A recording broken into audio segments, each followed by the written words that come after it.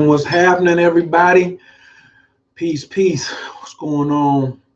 Shouts out to all who are in attendance. We are starting on time today. Thank you for joining me. This is Coach Kyer, and of course, you know you are rocking with the best. Big shouts out to everybody from all over the world, wherever you are. We also representing Canada. You see my Canadian flag. Big shouts out to Toronto. Big shouts out to East Coast, West Coast, everybody, wherever you are at on whatever coast you're at in the entire world. I want to say thank you, thank you, thank you for attending tonight. So let's get some of the preliminaries out of the way before I get into my greeting.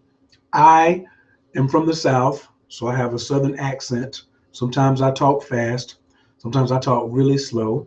I may raise my voice because I get excited. If I do, then that's a good thing because that's just how I am. Also, I want all of your attention. All right. So, what I'm looking for this evening is you to turn off all your cell phones. I want you to close all the little tabs across the top of your page, just like I'm doing. Shut all that stuff down so you won't be interrupted. Don't listen to any music or anything like that on the side. Just stay focused here on me. Is that all right? Good. I'm looking forward to that. Now, yeah, I want all of your attention on me, what I'm going to show you on the screen, and with what I'm going to share right here. All right? Yeah. Okay, so tonight, of course, we're going to be talking about you learning the basics of astrology and why I feel that that's important. Because as I always say, when astrology was taught in elementary school, we built pyramids because it was the science of our relationship to the stars, our position where we are here related to the positions of the heavenly bodies and how all of that played out. All right. So the good thing is what we want to do tonight is make all of that super duper plain. Does that make sense? Good. Um, and it's pretty much, I want to kind of go through, I have a lot of information on how to look at your chart. And so it's very important that you um, follow through, but you also be able to go back and get all of the extra stuff that I have for you as well. Like the slideshow, some people will be like, well, where's the slideshow at? Well, I got the slideshow for you, and I'm going to be able to show you where I put the slideshow at in a super public place so you can come and jump on it. All right. So let me get ready to pull up the beginning for us. And I want to start explaining how the chart is actually like a university. All right. And this is where we get our education.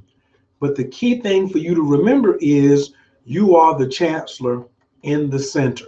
Now, I hope everybody brought their blank sheets to class tonight.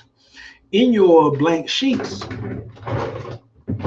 there's going to be, I want you to have a circle, and then it's going to be divided with 6 lines, and then they're going to be numbered 1 through 12, going counterclockwise. All right? So you draw a line from 12 to 6, a line from 3 to 9, a line from 1 to 7, from 11 to 5, and then another line from 2 o'clock to 8 o'clock, and then another line from 10 o'clock to 4 o'clock. All right? And then this slice of the pie from 9 to 8, you're going to put a 1 in it. Okay? And then you're going to put a 2 in the slice of pie from 8 to 7. And you're going to go all the way around. And I'm going to show you a picture of what that looks like, and it looks just like that. All right. So if you look starting at 9 o'clock and going counterclockwise, you're going to write the number 1, 2, 3, 4, 5, 6, all the way till you get to 12. Okay. I hope that makes sense. And I'm sure, because this is the university, all right? And what we are going to do now is begin the slideshow, because I just think it's really, really fun to have pictures that you can go through that make a lot of sense, all right? So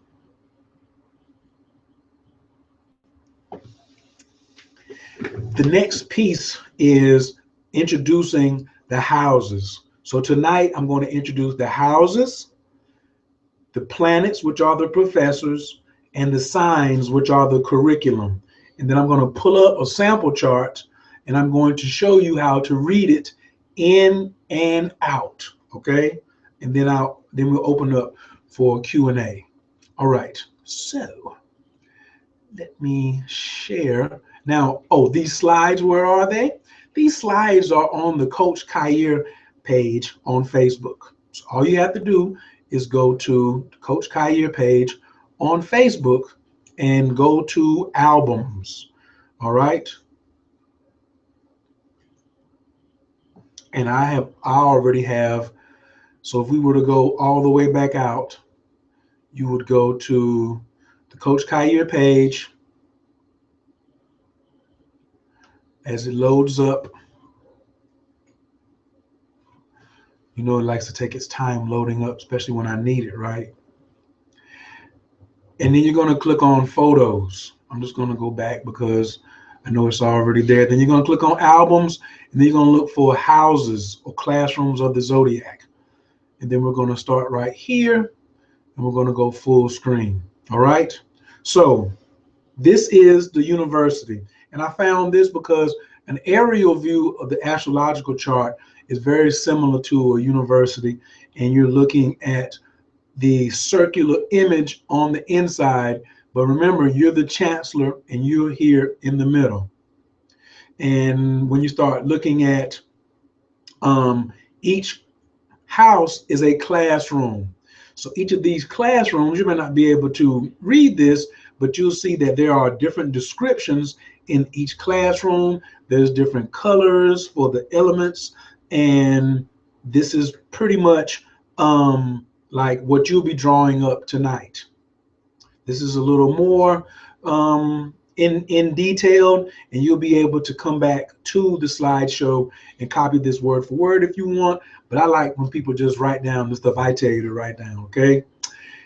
Now, so you see first house, second house, third house, going all the way around, and you should have your numbers inside of the house that looks like this. And the earth is where you should have your name. You can have me in there, or you can put your name in the center. All right. The first house is highlighted in red, and that's because the element of the first house is fire. All right. This is the first house.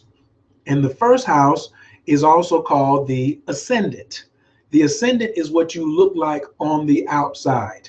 When you pull up your chart, it will look similar to this, especially if you go to astro.com, which I'll show you later on tonight. And you'll see these particular, this particular box, just like this. And this is your ascendant. All right. Of course, you know, people are commenting. I want to make sure, and this is the general rule for the ascendant, that normally 80% of the chart's energy, unless the chart contains a 4-planet stellium, which could then compete with the strength of the ascendant's energy. The ascendant is much more powerful than any other single point in a chart. Its influence even surpasses the sun and moon's energy. So you hear a lot of people saying, my sun is here, my moon is here, and my rising sign is here. You should really be concentrating on the rising sign, because the rising sign is how you appear to other people. Who am I? That's your personality. That's what the rising sign is.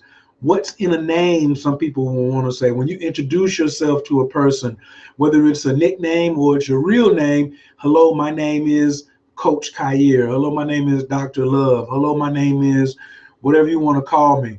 That's me introducing myself. Who am I? That's the first house. And you also can look at it when a child is born. One of the first things that they gravitate to, or one thing that we want to identify with them, is what is their name? What is the relationship that we have with the child? I am. It's the I am principle, just like Aries. Um, okay, I am me. It seems like I just got a new message real quick, and I want to check that because it seems like someone just sent me a message because I'm on the webinar.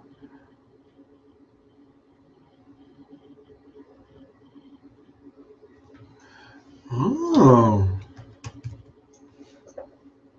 I love it when things like this happen. Somebody asked me the other day, they said, is anything in retrograde? And I was like, nah, why you say that?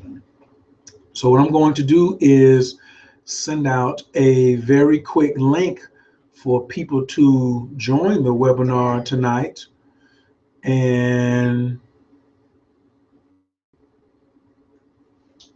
so people will be able to jump on.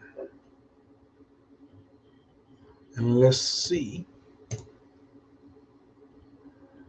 And I'm not even sure what may have happened, but this is technology.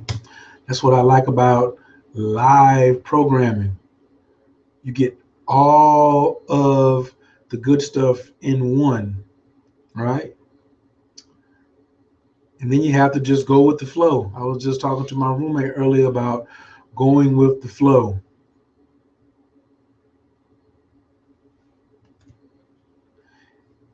And what you do is you always have a strong backup plan. Never let them see you sweat. Never.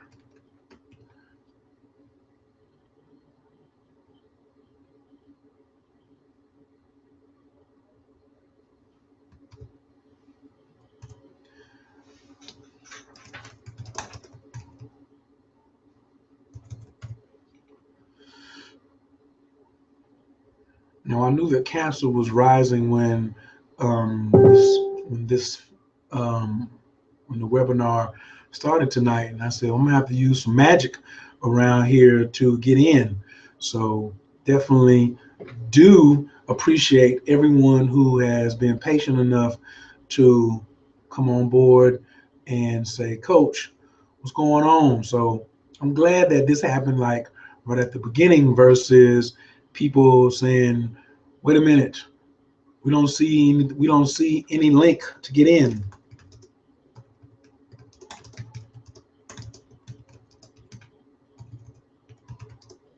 But I never let them see me sweat.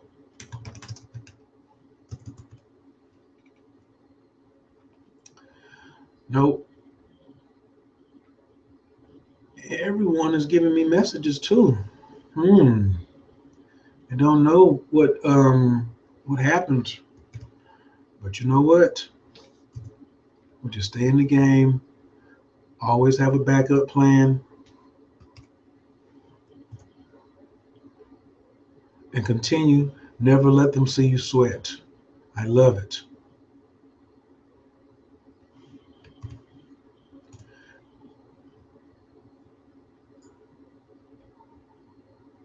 All right.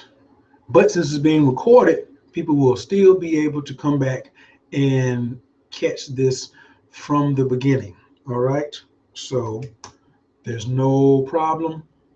Whenever you are ready, you will definitely be able to resume it from the beginning or be able to pick up wherever I left off at. But I'm sure I know exactly where that was because we were talking about the houses and the university and the classrooms, right?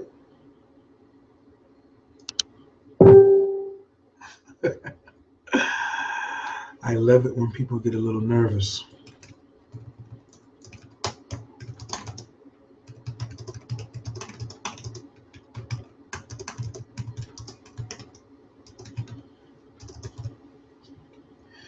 But never fear, Coach Khayr is here.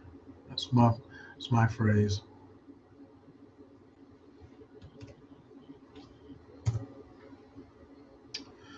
All right. Let's see what's going on now. Oh, hey everybody. Thank you all. Thanks everyone for joining who are just coming aboard. I'm sure some um will be, and we can take it from the top again. Like I said, we just got started. So if you didn't have the blank chart, all you need to do is draw the wheel, right? And then divide it with 6 lines. That's it. You're going to go down the middle, across horizontal, then you're going to just draw your 6 lines, and then you're going to count 1, 2, 3, 4, 5, all the way to 12, going counterclockwise, starting with this first slice of pie, which is the classrooms from 9 to 8. All right. And then restart your PC. And don't worry, stay relaxed, stay relaxed. You'll be able to easily come back and catch all of this. All right. But now I'm just getting all types of noises and bells and whistles and things like that. So I'm going to go and share the screen again and let you look at what the original 12 looks like. All right. So I'm hoping that everyone can see that. If you have a ruler or anything, because I'll be passing them around late at my house for people who were using them. This is what it looks like. All right. That's the blank house. Please draw it.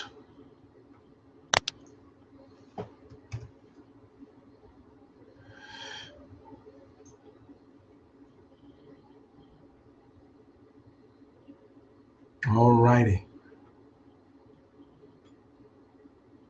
Now, I'm going to post one more link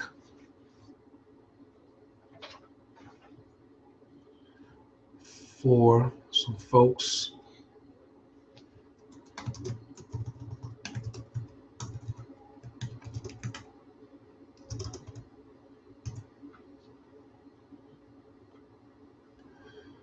All righty. You know what? I love this type of stuff. I do.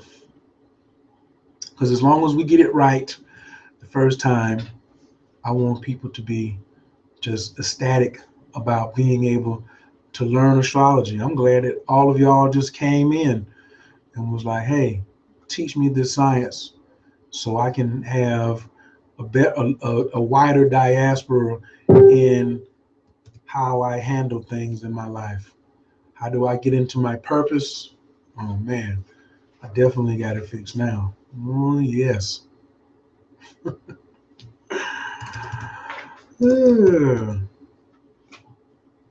All right. Let us move on. All righty.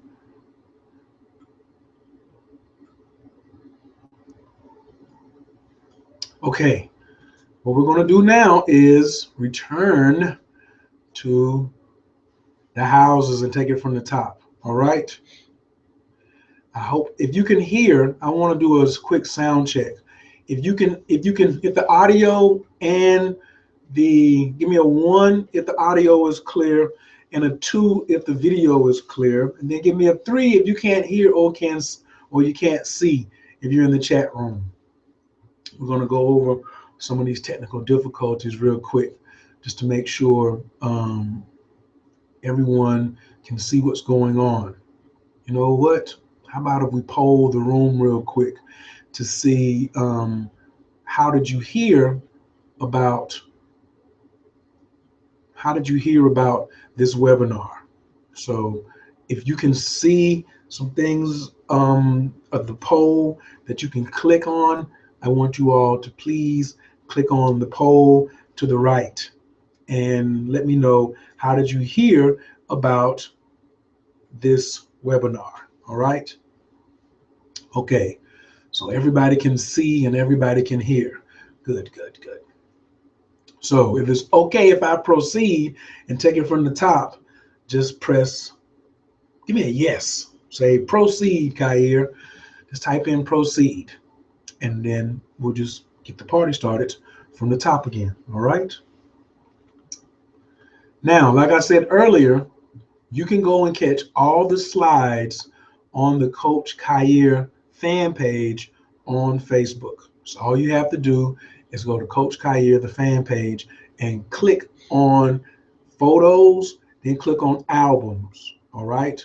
So that's one of the things that I'm going to do right now is share.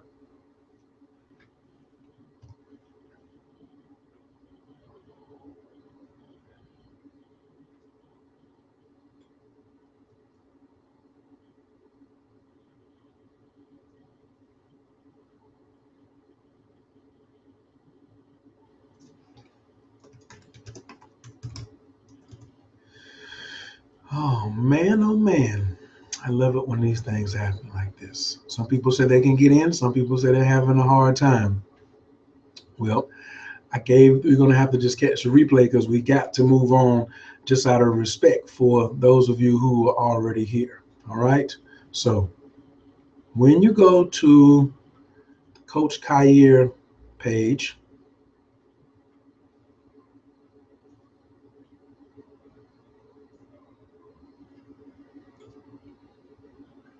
you're going to click on photos, then you're going to click on albums, and then you're going to go to houses, classrooms of the zodiac. We're going to open that, and we're just going to take it from the top. All right.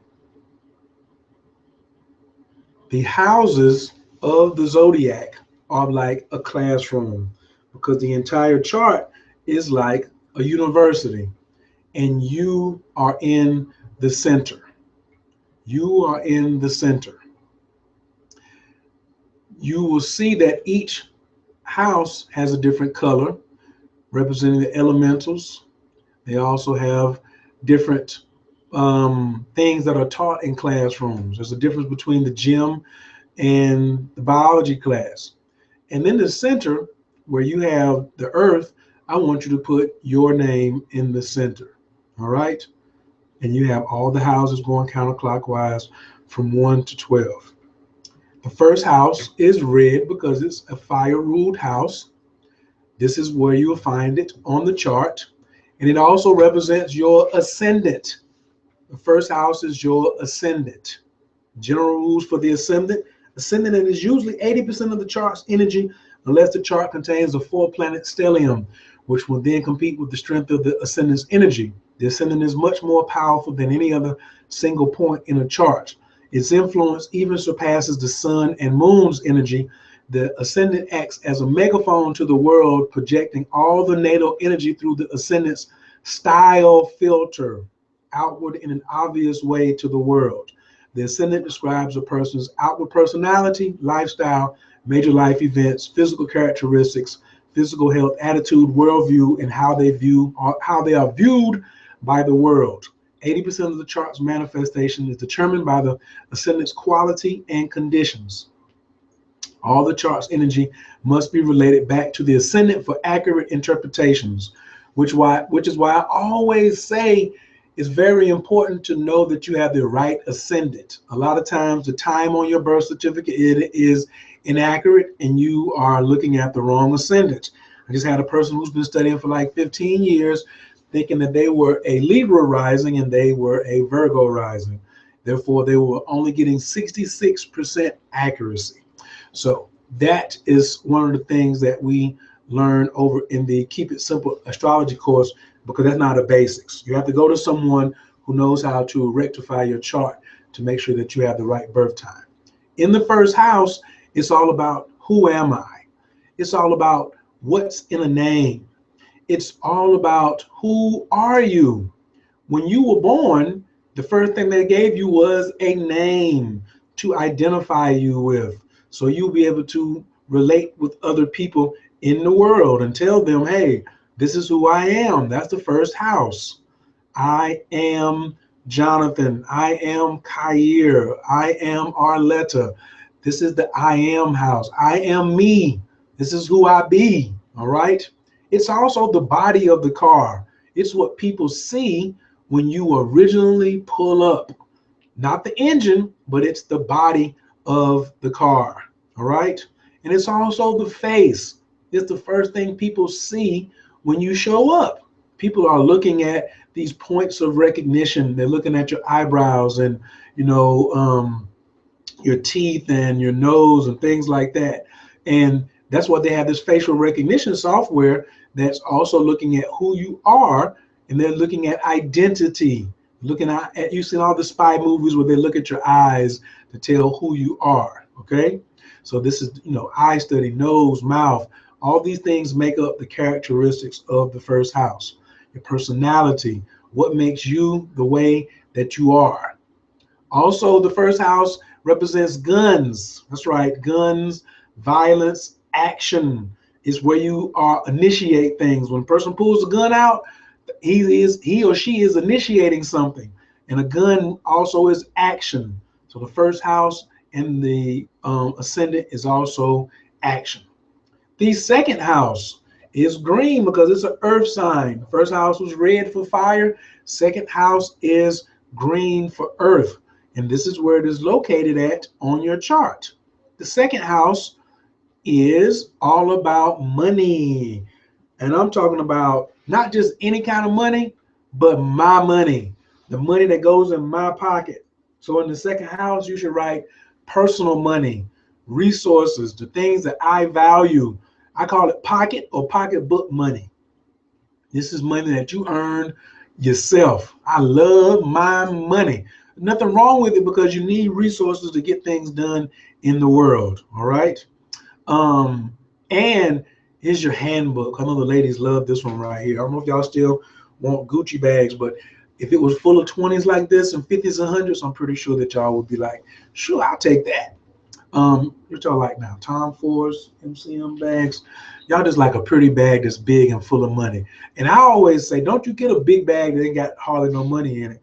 You better get you a clutch that's got a whole bunch of 100s in it, or a bunch of black cards and stuff like that. So if you got a big pocketbook and I come pick you up for a date, I'm assuming you got a bunch of money in that pocketbook, all right? Because they got a bag for us to bring home, you know, leftovers. Once again, my money, big money, my stuff, the things that you keep for yourself, your valuables, you know, the property that you own.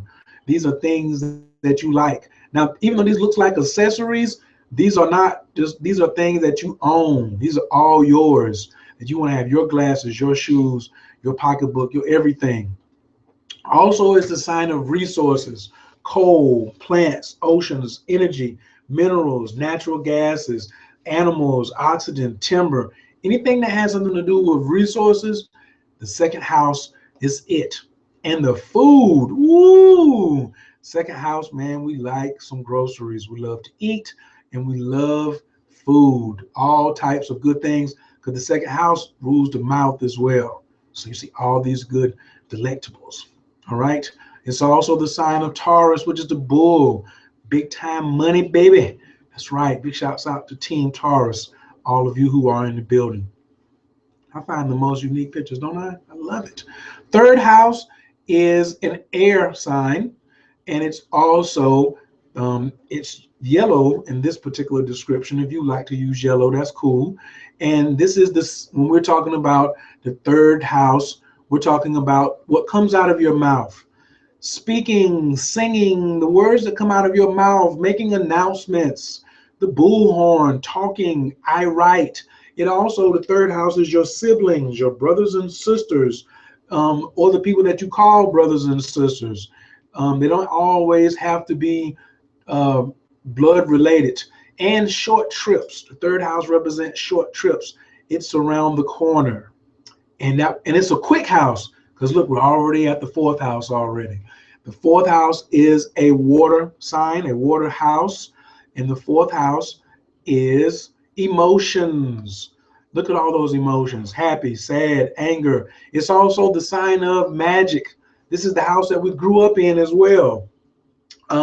Your your foundation, your history, things, your original relationship with your mother. The fourth house is the history channel. All right.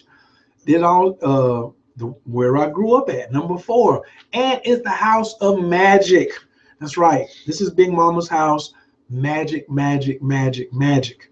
This is where it really goes down with this fourth house. If you want to have, if you have a fourth house that has a lot of planets in it, you've got a lot of magical abilities. All right.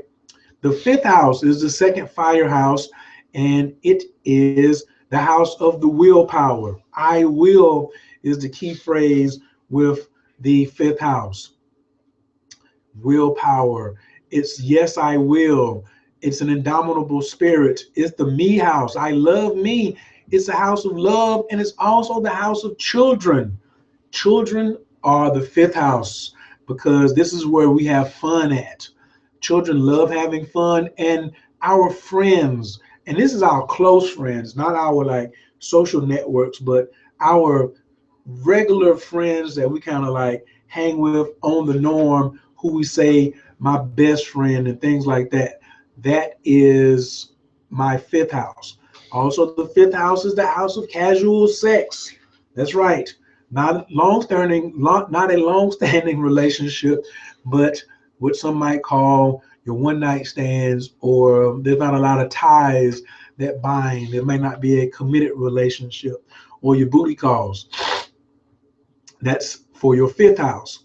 The sixth house is the second earth sign. The color is green. And this is for I work, I serve, I analyze. This is the house of the perfectionist. The sixth house is. The sixth house may be a worrier. You know, he wants to just make sure everything is done to perfection. Look at this guy down here laying on his stomach, making sure everything is even, cutting with some little scissors. In the sixth house, people want to analyze everything. The more houses you have in the sixth house, the more analytical you are, unless you're a Virgo rising, of course. The seventh house is the second air sign, and the second air house, and it is the house of partnerships and relationships. I partner. I can relate to that. The key words are I partner and I relate. This is, but remember, relationship does not always mean sexual intercourse. You can do a contract with someone. If you shake hands on something or give your word, that's a deal. That means you've created a relationship. That is, the seventh house is also the house of contracts. It's the house of court matters as well. Okay. This is how we relate to one another. That's the seventh house, relationships. Now, of course, there's some boyfriend girlfriend thing going on here. A lot of people say the seventh house is marriage. I disagree. I say the seventh house is the sign of dating, because you normally date before you get married. All right. You date before you get married. So I relate, I partner, I date is more of the seventh house. And like we said before, the court system is also in the seventh house. Ma'at is the seventh house. Terms of use, contracts, that's also the seventh house. And there's Ma'at again. Yeah, but if there may be some conflict too in relationships, I always look at the seventh house when people say they've been having some problems with some people, so I can see what type of relationships issues are going on as well in their natal chart. The eighth house, magic number 8, this is a water house, and it's the house of desires. I desire, I want. That's what I mean. Like the eighth house is very passionate as well. All my desires, I want it. And it's also the house of transformations. They don't, like, it's not a house where you're just going to ease on through it. We want to look at the wants. We want to look at the desires. And then it's the house of marriage, because the eighth house is the house, the real house of strong sexual energy. And remember, in biblical terms, when you were having sex with someone, you were married to them. All right. And in my research, if you had sex with someone in this lifetime, you've been having sex with them in a prior lifetime. All right. So there are no one night stands. Now, it doesn't mean that you got to marry them again. You may be finishing some type of contract, but the eighth house is the house of marriage and making money together. We're shaking on it. We're doing a deal, but this is joint ventures. This is us getting together and making some money together. It's also the house of inheritance, real estate, court cases going your way. All of those things are eighth house related, your inheritance. Where's our money? It's our money on the eighth house. And you notice it's directly across from the second house, which is my money. Second house is where's my money. Eighth house is where is our money. Now, this is also where we transform, where we rebuild and reinvent ourselves. We can't keep doing the things the way we used to do them, because it's coming to an end, and we're about to rise like the phoenix from the ashes and transform ourselves. That is what the eighth house is all about. It's also the home of the occult matters, psychic abilities, channeling, all of the magical houses, not just the fourth house with Cancer, but Cancer's a water. I mean, the fourth house is a water house, and the eighth house is also a water house as well. Look at that. Isn't that beautiful? How the phoenix is just rising. She just transformed. My girl Jean Grey. Oh yeah, and just sex. You just got a lot of sexual energy, a lot of desire. Look at your eighth house, or look at your eighth house ruler, and see where your eighth house ruler is at. All right. Yes. You see the panties already hit the floor, the underwear, they in the kitchen. Right. It's some raw sex. It's some getting down sex too. And sharing resources. Transformation, just like the butterfly.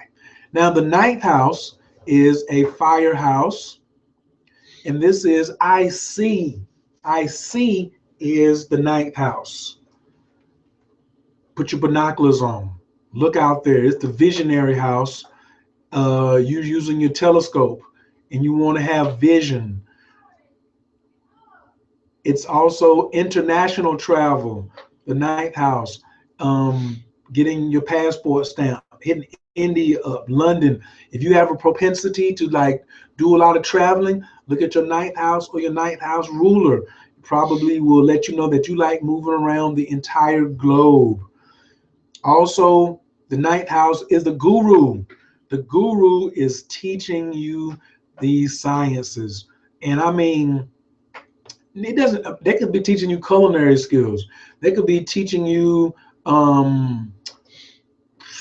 to do astrology. My son is in my ninth house, so I'm a natural teacher. It doesn't always have to be magic. It could be just a person teaching you about how to ride a bicycle or how to fix bicycles. But if he's the guru of that, like Lance Armstrong may be a guru of how to climb a mountain on a bicycle and how to go a long time without getting caught on steroids. The 10th house is the top of the chart. This is the chart of, this is like utilize me. This is the highest point in the chart. It's at the 12 o'clock position. I use and I utilize. This is where you bring your tools out and you start to work and you put that work in. 10th house, very occupied, means you have a propensity for fame and you love the attention, or whether you love the attention or not, you're going to get a lot of social attention from people who are looking at you, not your close circle of friends, but in the public. So you may be infamous, or your name could be here on the what do you call this? The wall of the Walk of Fame in Hollywood. That's the 10th house. The 11th house. Oh, I want to go. It's not necessarily your career, but it's what people will see you the most famous of doing. And I always like to look at the 6th house and the 10th house and like look at the messages they're giving me if I'm going to be going through in my career. The 11th house is the house of I know. This house loves to read, and it says, I know, I know, I know. This is the house of knowledge. I mean, what is known? What am I knowing? I need to get into the experience of it. I'm not into beliefs. Also, the 11th house is the house of clubs and organizations. Clubs and organizations, as well as your networks, societies, your Boys and Girls Club of America. And it's also your dreams come true because this house has unexpected changes and it could just change at the instant. Remember, they're talking about 2 degrees of separation? They're talking about the 11th house and your network around the globe. Anything that's like, network based about, and the hustle commandment number 1 is your net worth. Your network is your net worth. So these people with highly populated 11th houses have a very strong network or love networking with people and love to know things, and they're also unpredictable. The 11th house, like I said, could change at any moment and it could just blow up like a bomb. So respect the unexpected is a key phrase of the 11th house. And the 12th house is I believe. I believe. This is the spiritual house. You always talk about somebody, do I believe in Jesus? This is the spiritual house. This is the house of fantasies, house of religions. It's also escapism, imagination. Um, this is the daydreaming house. When you have a lot of planets in the 12th house, you may not be really focused too much in reality. You may not be grounded very well. And then you also could have your head somewhere else while you're working on another project. The religions of the world are made up of the 12th house. And drugs, marijuana, cocaine, sin C, all these barbiturates and stuff, getting high, period, is a 12th house affair. And sometimes when you overdo it, what does that get you? Jail. The 12th house is also the house of jails and prisons, or what we call the house of your undoing. Don't overdo it. They say what happens in the dark may come to light.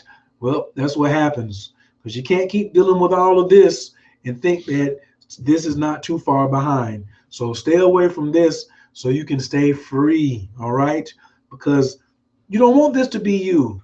But this is what the 12th house could look like on the low end, because there's low vibrations and there's high vibrations. It doesn't have to be physical bars. It could be your own personal entrapments. And the 12th house is secrets. Oh my goodness. And you keep a lot of secrets, or a lot of your secrets get out, or maybe 1 or 2 got out. There was an infiltration in the 12th house. And you want to see who's in your 12th house, and can they keep your secrets, or are they a possibility to let your secrets out? Because for me, Leos are my 12th house. So they either do very well for keeping my secrets, or I ain't telling them nothing. And the movies. The movies is also the 12th house. Scripts, the things that we keep to ourselves, like non-disclosure agreements, all of that is the 12th house as well. Now, does anyone have any questions, comments, or concerns or feedback from what we have covered just now? Well, thank you very much, Ayana. She says, I'm a good teacher. I appreciate that. We do have a resident who just decided to come over and get classes early. Well, was that pretty clear for you? Yes, it was very clear. You write really big. Yes, I do. You didn't write inside the circle. You just wanted to do it like that. Well, yeah. Oh, okay. Okay. She's got. Can I hold one of those pages? She's writing really big. I'm not gonna read it. I'm just gonna see. Look how big she writes. See that? I can read it. So she can read it. Right. I think she may be a Virgo rising. She may need glasses. Well, she does wear glasses. Whole nother story. All right. Now we're going to go through the next set, which are the um, the next set is the planets. So we have to know what planets, because they are the teachers. So we're going to run through and identify those, the planets. All right. Dun, dun, dun, dun, dun, dun, dun, dun. What does it mean when you have many planets in one house? That's called a stellium. When you have many planets in one house, that's a stellium. That means everything is really concentrated. Like for instance, look right here. You see all those planets? See all those purple planets? That's a stellium, and they're all teaching at one time. So you have Mars in there, I have Jupiter in there, and Venus all at the same time, and they're all expressing their particular energies. When you don't have any planets in a house, that means that there's no lesson that you need to be primarily concerned about.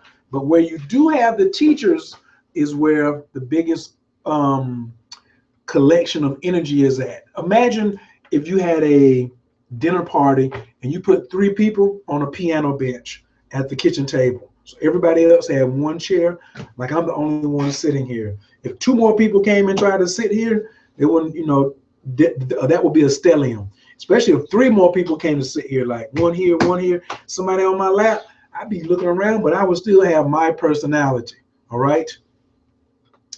Um, someone, okay.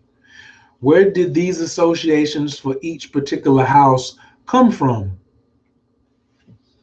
Where did these associations from? That's how we associate from forward. That's how we learn things in a systematic order. When you say where did it come from, I believe that whoever originally taught astrology on the planet was not from here. The Dogons were studying the stars long before people were using written languages. The Sumerians have tons of texts where they're talking about star systems. They're also talking about men and women that came out of the sea. So there was an Atlantis, there was the Lemuria, and I think that these characteristics just come from years and years and years, millenniums and millennium of study. All right. Okay, good questions. Now we're going to move over to the planets. All right. And once again, we're going to be right back in the Coach Khayr fan page in the albums. So the first planet we're going to talk about is the sun. And this is the glyph for what the sun looks like. The sun is so beautiful. And what does the sun do? Shine light and give power. So when you see this symbol right here, when you look at your chart, you should be able to say, that's the sun. All right? That's the sun.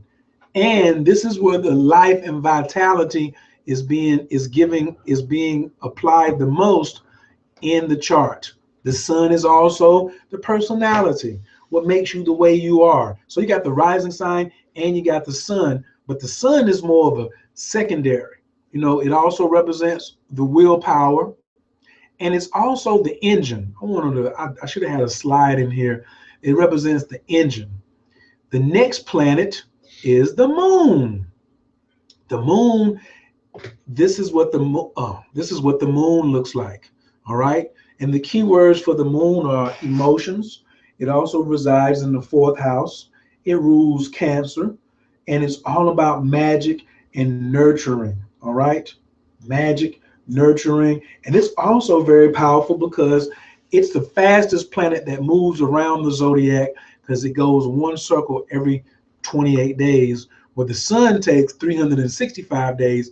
to go all the way around in one full rotation. All right. Next is Mercury. This is the glyph for Mercury. So when you look in your chart and I say, where is your Mercury?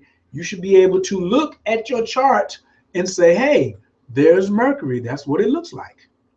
This is another glyph for Mercury. And you notice it's like the symbol of the sun with the moon on top of it with the cross. Because this is like bringing it down to earth. This is the sign of that governs communication, and it rules Gemini. It rules Gemini and it rules Virgo. So it rules two signs. All right. Also rules two houses, the sixth house and the third house. Mercury. This is the planet. He's making announcements and talking it up. Next is Venus. Venus is, where do you normally see this symbol at? On the women's bathroom, right?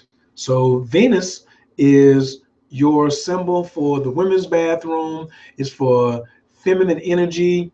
It's for sexuality, sensuality. But since it rules Taurus, it also rules resources. It also look at the circle and the square. You see, you have 360 here, but then you also have 90, 90, 90, and 90.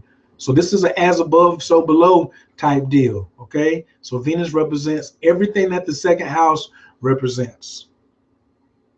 I love me. Venus is all about that love energy as well. And my money. So once again, don't you love it? Didn't you just see this for the second house? That's right. So Venus rules the second house. And Venus, is all about beauty. She's just so beautiful, like the peacock. And Venus rules Taurus and Libra, the second house and the seventh house. Some say, and I would agree, that Libras are the most vain sign in the zodiac. They are so cute, though. They can dress, and if you want to hurt a Libra's feelings, don't pay them any attention, and do not tell them that they look good. I'm talking about, they got on a brand new outfit, and you see them all the time, and you don't notice that outfit or that haircut or something, and they went and put extra effort into it, you're going to hurt their feelings. So don't hurt a Libra's feelings. Tell them how fly they are. The next planet is Mars. Mars is the teacher of action. Remember, we showed the guns. Mars rules the first house and rules the eighth house. It rules Aries and it's a co-ruler of Scorpio. Mars is when we start talking about something that's about that. I'm about that life. Mars is your initiative action, and Mars is the root word of martial arts. Where do you see this at? You see this normally on the men's bathroom, and you see it's protruding outward like the man's phallic symbol. That's Mars. It's a male energy. It's a warrior energy. Where your Mars is at is where you don't mind getting into conflict. You may be causing conflict. So if you have Mars in the third house, you do a lot of arguing. If you have Mars in the seventh house, you may be prone to domestic violence. If you have Mars in the 12th house, there could be some sexual abuse going on, because Mars is also a sexual planet. Or you may abuse substances. There may be some substance abuse with Mars in the 12th as well. And there we have it, the martial arts as well. That's what Mars represents also. Yes, and weaponry, not just the martial arts, with the open hand, but also when you put something in the hand, whether it's a sword or whether it's something a little more serious. All right. Now, next is Jupiter. And Jupiter is, outside of the sun, he's the second largest planet. I call him the Santa Claus planet, because he's just very benevolent. He's also the guru. He's also blessings, big blessings. He's also rewards. I mean, like, he will give you a Porsche and you made 3 C's, a D, and an F on your report card, and Jupiter will be like, well, he doesn't have enough friends, like, he's not going to be so much about, did you keep the contract that you all signed? He just wants to bless you. That's just how he is. So this is the symbol for Jupiter. And when you downloaded your astrological course, you will see all of these symbols inside that course, and it will behoove you to write them all out 10 times on that line. All right.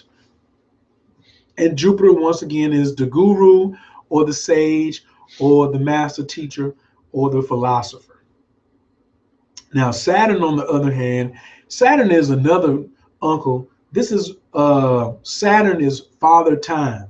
And Saturn is all about restrictions. He's not like Jupiter. He's the Grinch. He's the Grinch that stole Christmas, or you can't knock on his door talking about some trick or treat.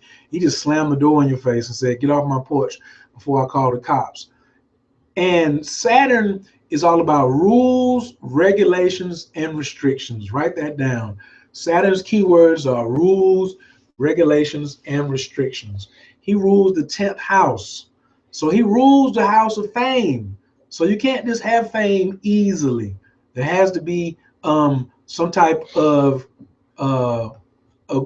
agreement that's been honored, because Saturn is checking on he's enforcing all contracts. You might have made the contract in the 7th house, but Saturn is over there. He's the final judge. And remember, when you saw Saturn, you can find the word Satan and the word Santa in the word Saturn. Remember the song, Santa Claus is coming to town. He's making a list, checking it twice, gonna find out who's naughty or nice. Santa Claus is coming to town. Naughty or nice. So when we talk about what are our challenges in our chart, we're looking at the planet Saturn, all right? And man, is Saturn a hard worker. I don't want to say he nor she, but Saturn puts that work in. And he requires hard work, integrity, and honesty. If you don't want to work with Saturn, you will not be successful. And he will hold it there and let you come back next lifetime and be right back in your face again. All right? And there he is, Jolly St. Nick. He might be smiling here, but remember, if you haven't been good, you don't get any presents. And Saturn rules all relationships. So even if he's standing somewhere close to Jupiter and you thought Jupiter was about to give you something, but you didn't honor the agreement that you had with Saturn, you won't get it, okay? So honesty, integrity, hard work, that's Saturn. Yeah, and Satan as well. This is where your Satan came from. He came from Saturn. There's no real up under the earth in a lake of fire with a pitchfork. He just came from Saturn, came from the planet Saturn, because he's making you go through all the rules. And that's him, the rule book. That's what Saturn is. He's going to hold you to the rule book. Uranus. I don't say Uranus because I don't like talking about people's anus. So we just pronounce it Uranus. All right. And Uranus is the planet of freedom, dreams come true. It rules the 11th house, and it is explosive. It is very unpredictable. And it's also your networks. It's your explosions. It's volatile. So when you see Aquariuses, because it rules Aquariuses don't like to be too committed to things. They want their freedom. They want, and they may do whatever it takes to break away. They don't like following other people. They want to do their own thing, right? It's my first time noticing, you see that design? Look how that thing is streaking across the middle right there. That's amazing. All right, and then the next planet is Neptune. Neptune is, it looks like Poseidon's fork, right? Neptune rules Pisces. It rules the 12th house, and it is the I believe. Neptune is beliefs, spirituality. Everything that was in the 12th house is what Neptune represents. Illusions, drugs, but it also is your Akashic records. All right. And where Neptune is, it's going to show you some of your psychic abilities. It's also going to show you your spirituality as well. Okay. And it may show you also where you're very misunderstood at, because my Neptune's in my 3rd house. So the third house is communication. I got Neptune in there, so I'm often misunderstood about something that I said. And I used to stutter. So I'm thinking, and I got it at 29 degrees. And sometimes I still stutter or struggle with getting my words across. All right. And Neptune shows you where your fantasies are at. In a man's chart, where Neptune is at is his porn star.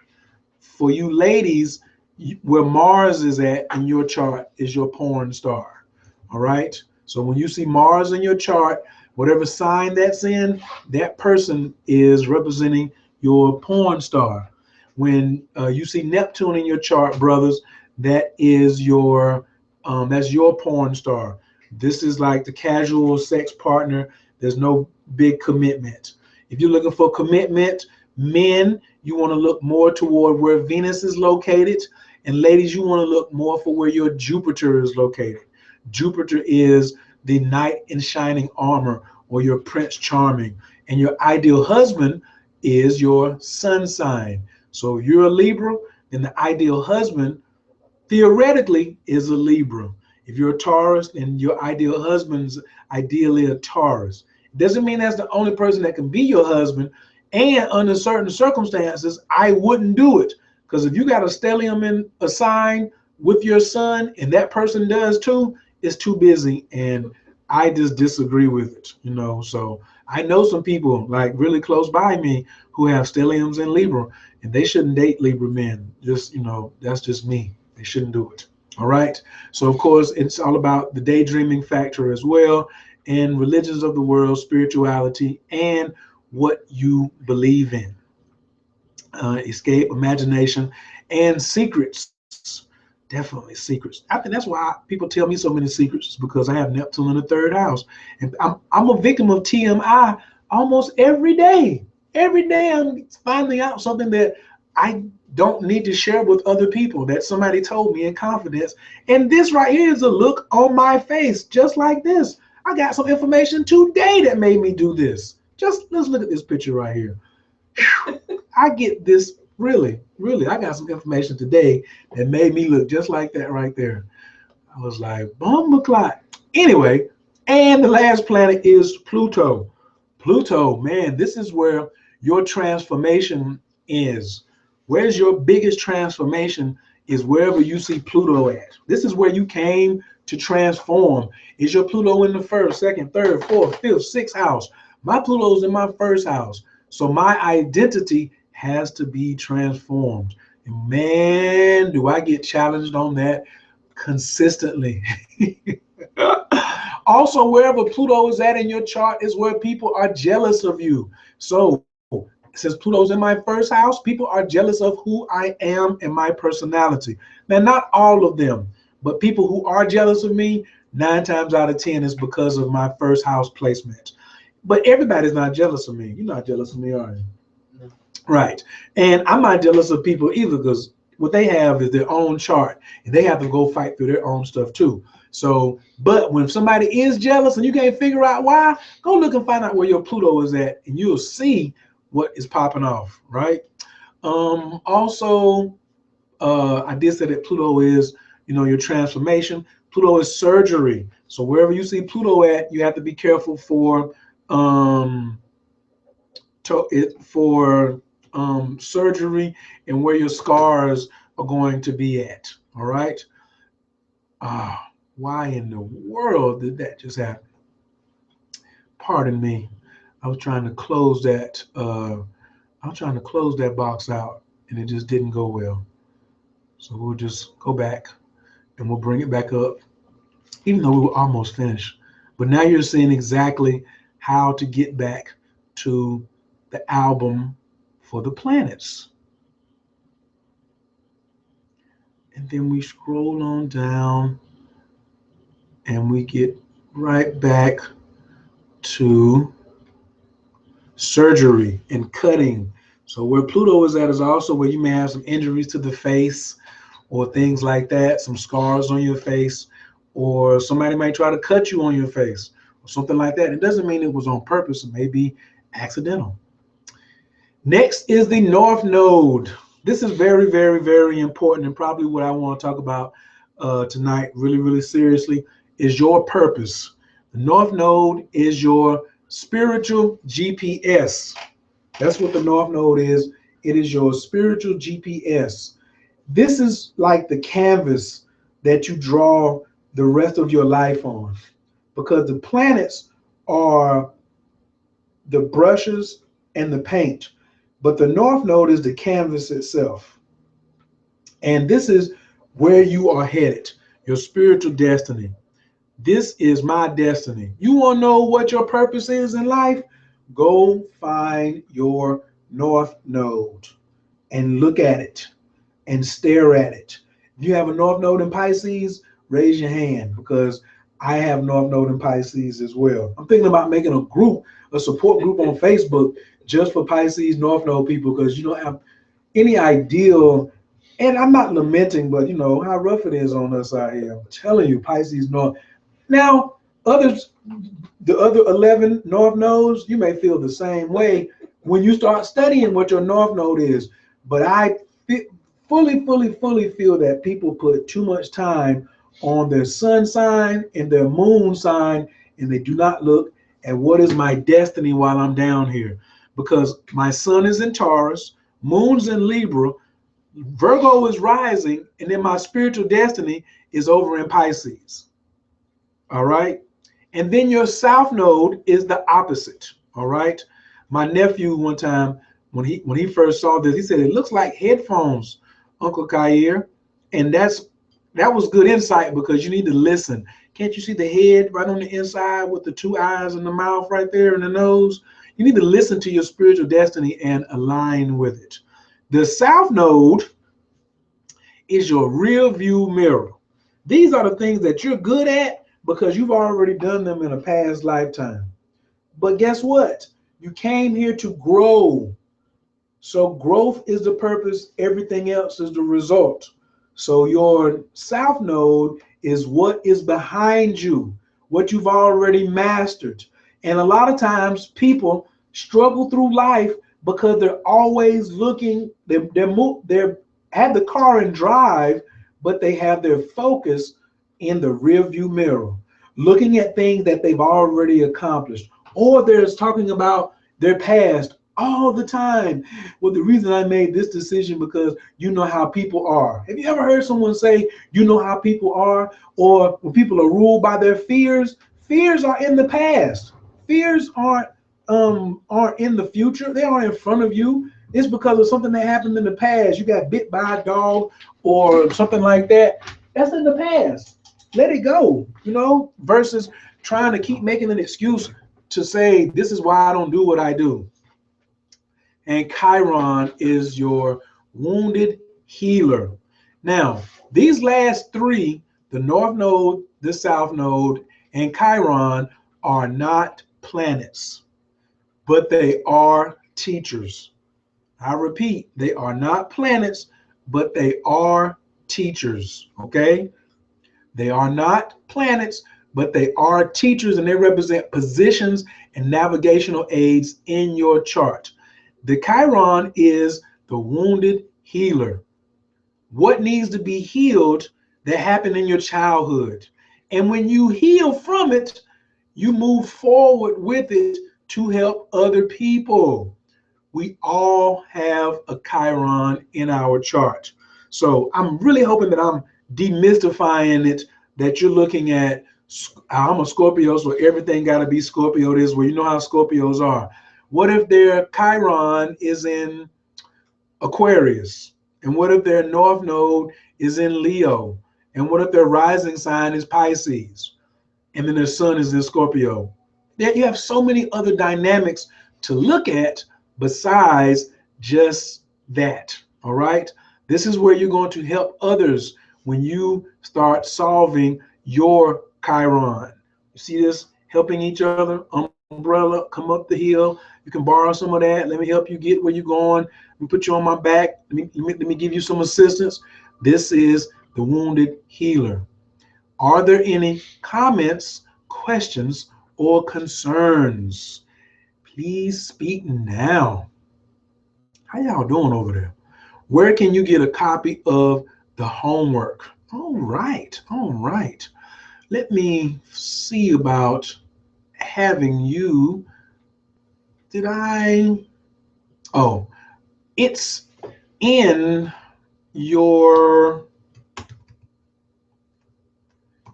when you were,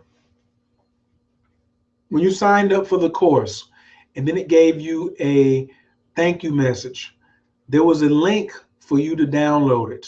So what I'm going to do is I'm going to post the link in the chat so you will be able to download it for yourself. All right.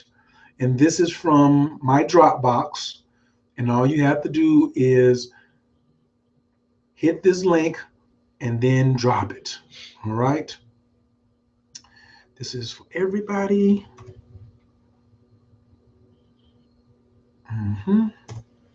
And that's the link.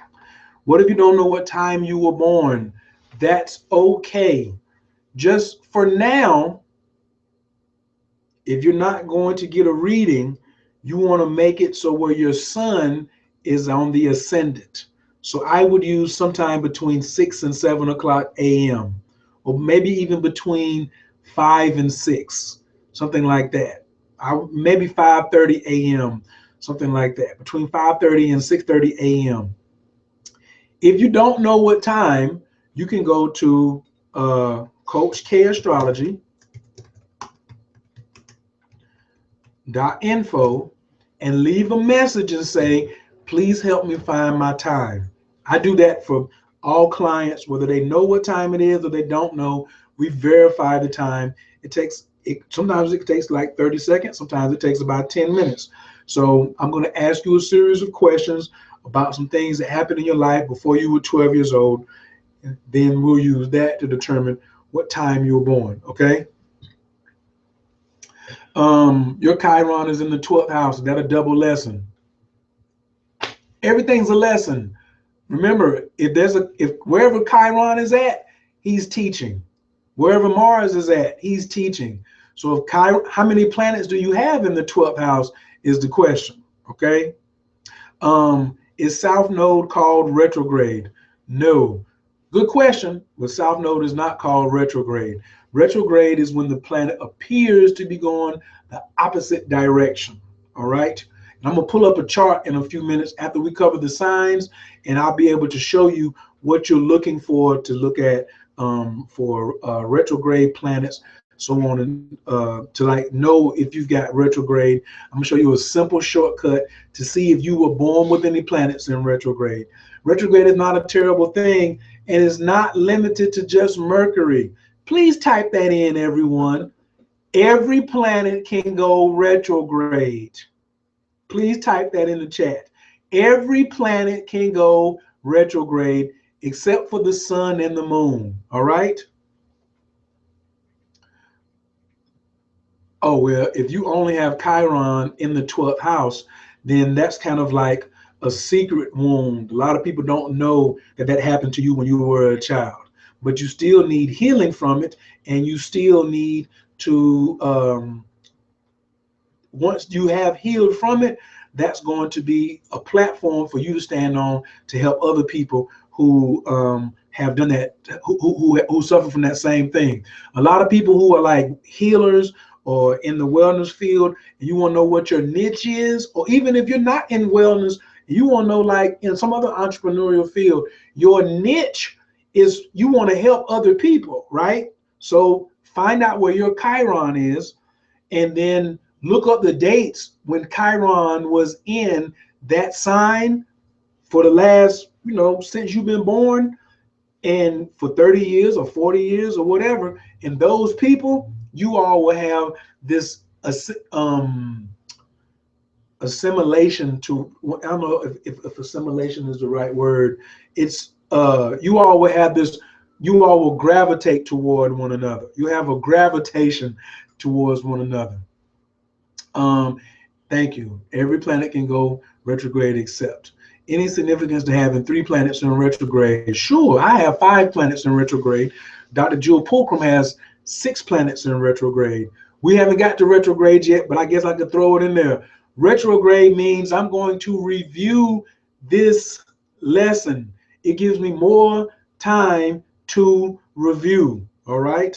But hold that question. Let me finish getting through the signs. And then, so I want you to ask about retrograde. Then you can ask about planets and houses and things like that at the end. Okay.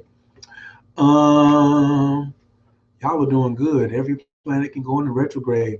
How do you determine your north or south node? When you look at the chart, you're going to be able to see it.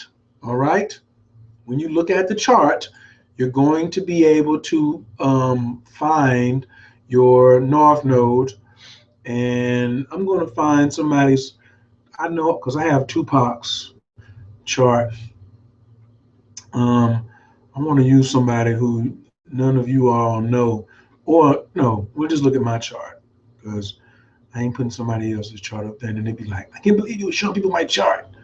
So we'll just look at my chart because I have a ton of things. All right. So I'm going to show you how to look up your chart too, real quick. Bam. Not desktop, not the Hangout. Oh.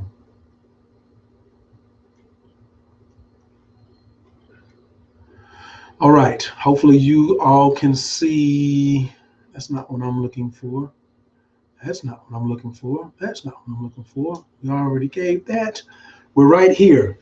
So I'm just going to click back over real quick. Okay, everybody can see that. So when you are looking at your chart, you're going to have your name here. I use the natal chart wheel. I always set it to equal. And this is at astro.com. Astro.com. Go to free horoscopes. Let's take it from the top. Click on free horoscopes, right? And go down here to extended chart selection. Click on that. Your name should be here because you should have already put your birth date in. If not, you'll pause this, put your birth date in, log in, get you an account, and then come back and then do this over. Then you'll come down and where it says default for house system, mark it as equal, and then always click on always use true node. That's it. Don't go clicking all this other stuff over here. This is the basics. Just leave it at equal and then click here to show the chart. And then there it is. There's the chart. And here is north node. So you want to know where your north node is?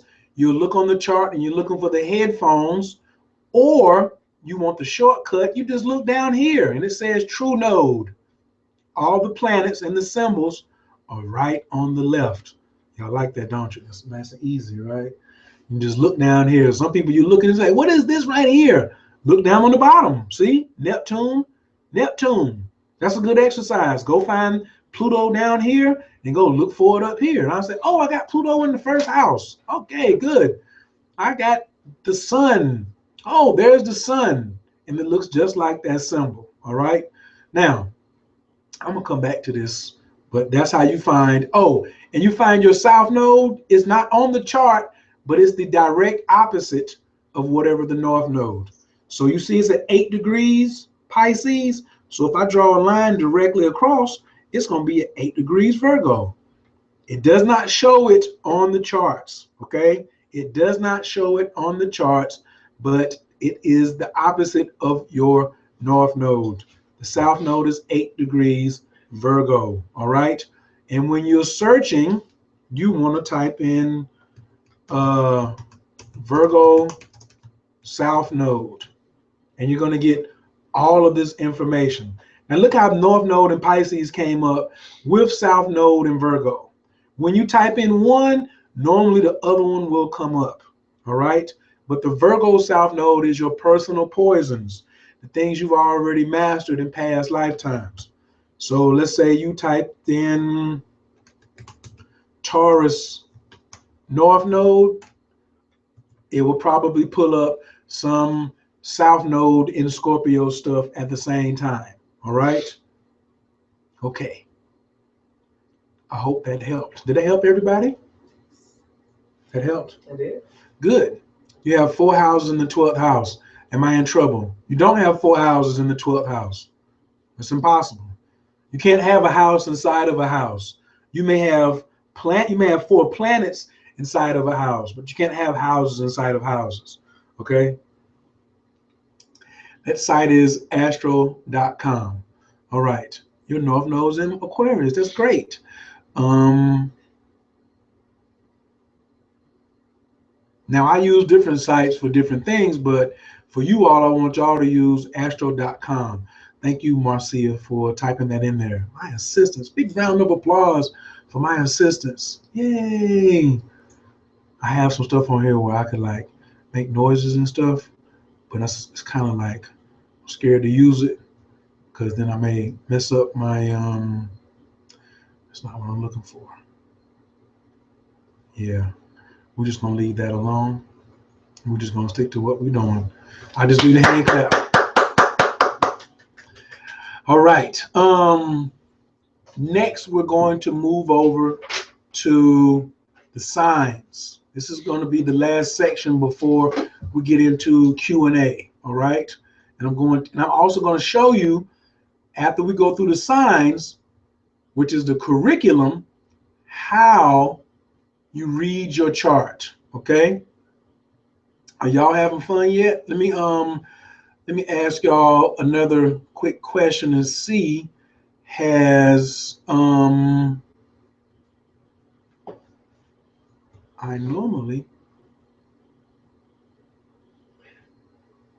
guess I wanted to know, oh, this is wonderful right here. It's okay, I'm gonna come back to that. It's all right. I think I know what happened this evening, but it's all right. It's all right. No worries. Let's go and talk about the curriculum. All right. So we had, oops, not the signs. Oh yes, we are on the signs. We had the houses, which were the planets. I'm sorry, the houses were the classrooms and the university. The planets were the professors and the teachers. And now we're moving to the signs, which are the curriculum or the experience that you're going to have, right?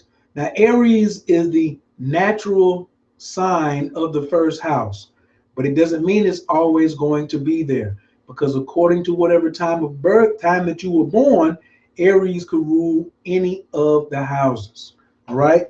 So Aries, this is the symbol for Aries, and Aries looks like that. And it's symbolized by the ram, and it's March 21st to April 19th.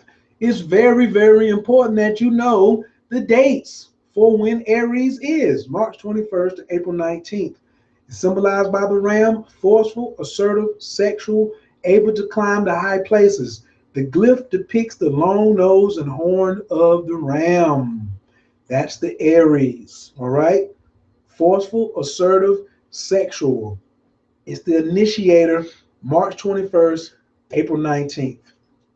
Highly competitive, natural leader, prefers to take the initiative, brushes aside objections and obstacles. People call the Taurus the asshole. I don't think so. This guy right here may be running in the front for that title. They can easily lose patience with long-term projects. They're honest and they take risks, and is very generous and enjoys sharing. And that's according to Zodiac Society. I don't know about Aries being generous and enjoy sharing. I think they're pretty much like, they like their stuff almost like more than a Taurus. I don't know about the sharing aspect. Libras, on the other hand, they will. I don't know about that.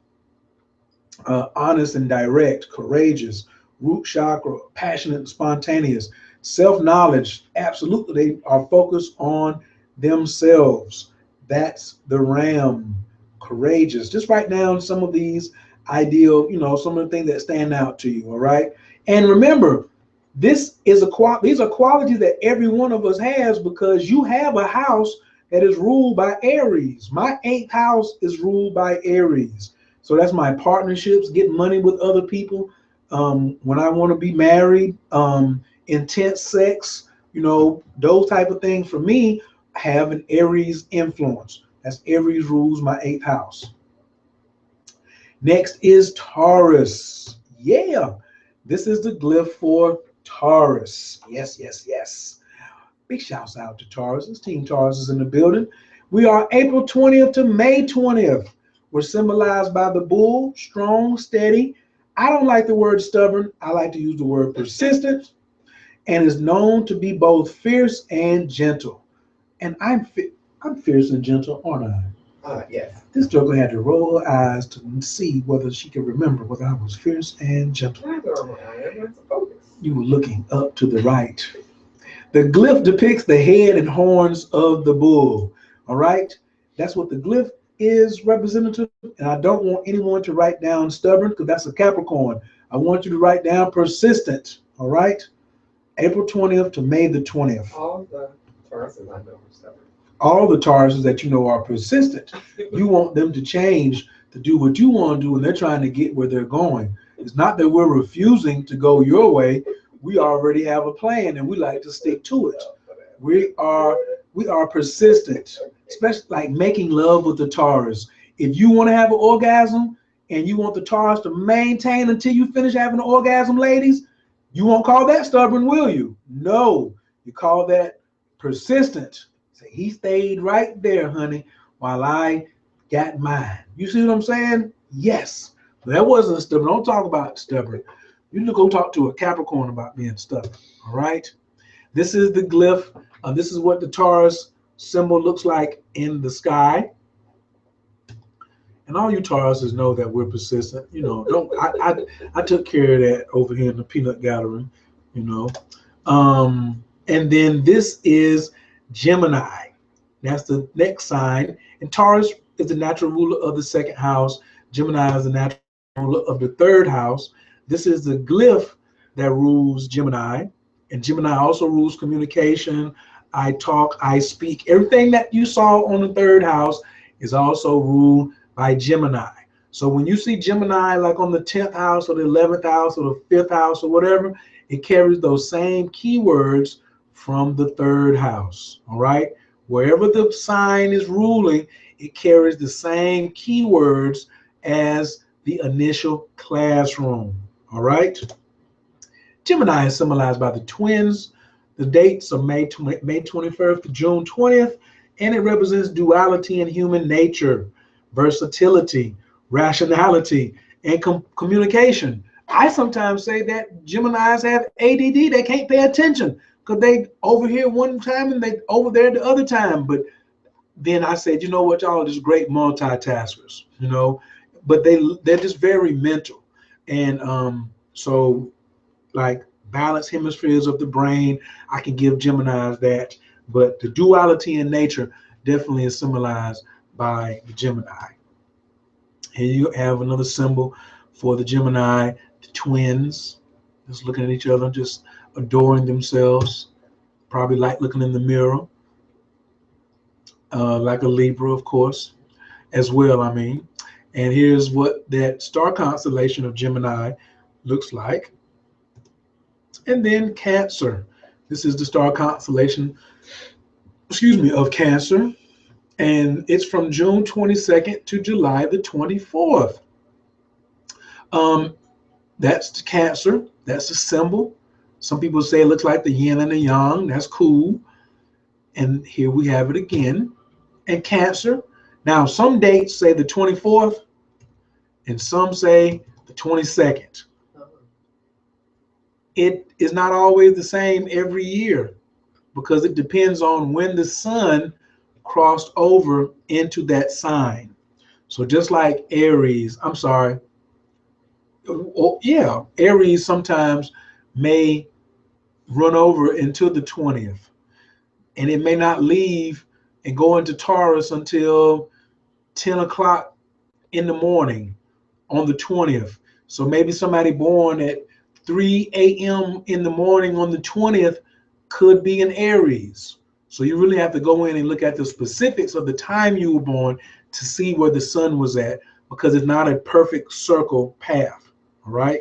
So Cancer symbolized by the crab, Crab is covered by an impenetrable exterior that protects the soft flesh underneath.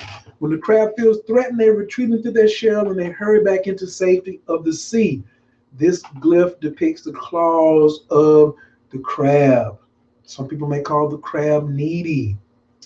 Um, they like to attach to things. They like their security. They like to hold on to what they like to hold on to. And also, they will definitely go back in their shell if things aren't, what they, what, because they're very sensitive. They're very nurturing. I should have had a slide up here for nurturing. Next is Leo with all that hair. Leo is from July 23rd to August the 22nd. Leo is symbolized by the lion. The lion is noble, brave, dominant, prideful, and regal. They left out he likes to have sex or she likes to have sex. If you ever get with a female or woman Leo, you better pack your lunch and be serious about it, because she is serious. Or if she has Venus or Aries in Leo, boy, boy, boy, boy, boy. But noble, this is just for a sun sign in Leo, brave, dominant, prideful, and regal. All right. Virgo, look, the virgin, just so above reproach.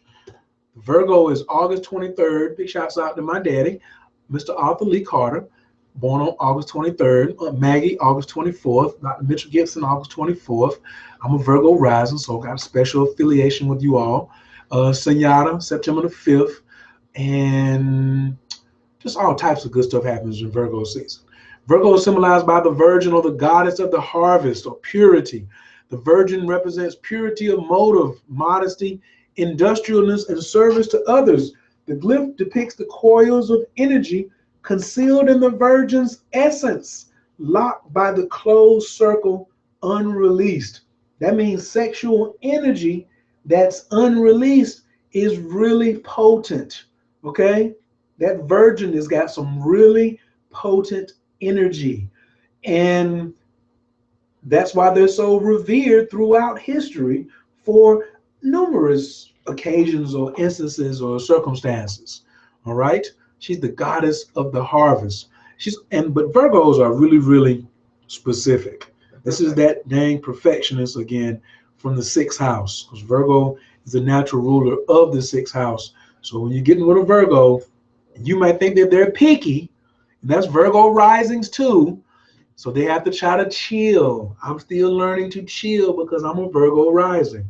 I love paying attention to detail, but I'm a Pisces North Node, so I have to learn to let go and let God. Libra is in the building. The Libra constellation looks like this, a set of scales. It rules the seventh house, and the dates are from September 23rd to October 22nd. Some say October 21st. No, I'm sorry. It is October 22nd. I was thinking about Scorpio, but we'll get to that when we get there. Libra is symbolized by the scales, and the scales represents balance, judgment, justice, and order, as well as artistic symmetry. The Leos, it's got to be balanced. They want it to be fair. I just want peace. Oh, and do not go against the contract with the Libras when they sign it with you. You reneged on the contract. Don't do that. So, and super artistic. If you want the feng shui masters or them to describe something to you artsy, or pick the colors for your logo, go get you a Libra. Absolutely. And then with their super sensitive selves, I love me some Libras, all up in my second house. Scorpio, here's the glyph. And Scorpio is October the 23rd to November the 21st. Now, this is where I say, some people say it's the 22nd, and that's why I always remember the end of Leo is right at that 11:22. Or you can say the start of Sagittarius is 11:22. All right. Scorpio is symbolized by the scorpion, a secretive creature with a tough exterior whose sting is often fatal. Alternatively, Scorpio is something symbolized by the eagle, still deadly yet conveys a sense of nobility and can fly above all obstacles. The glyph depicts coiled tension, an energy with a barbed tail, symbolizing the force of impregnation of life or spirit. You mess around and you will get pregnant with a Scorpio because that's the sign of sex. It rules the sexual organs on the body. Eighth house, Scorpio, Pluto and Mars, all the same keywords. All right. They got low vibrations, which is murder and cutting you. And they also have high vibrations, which is transformation and occult type sciences. Mysticism is more eighth house than it is 12th house. All right. Sagittarius, the archer, half man, half horse.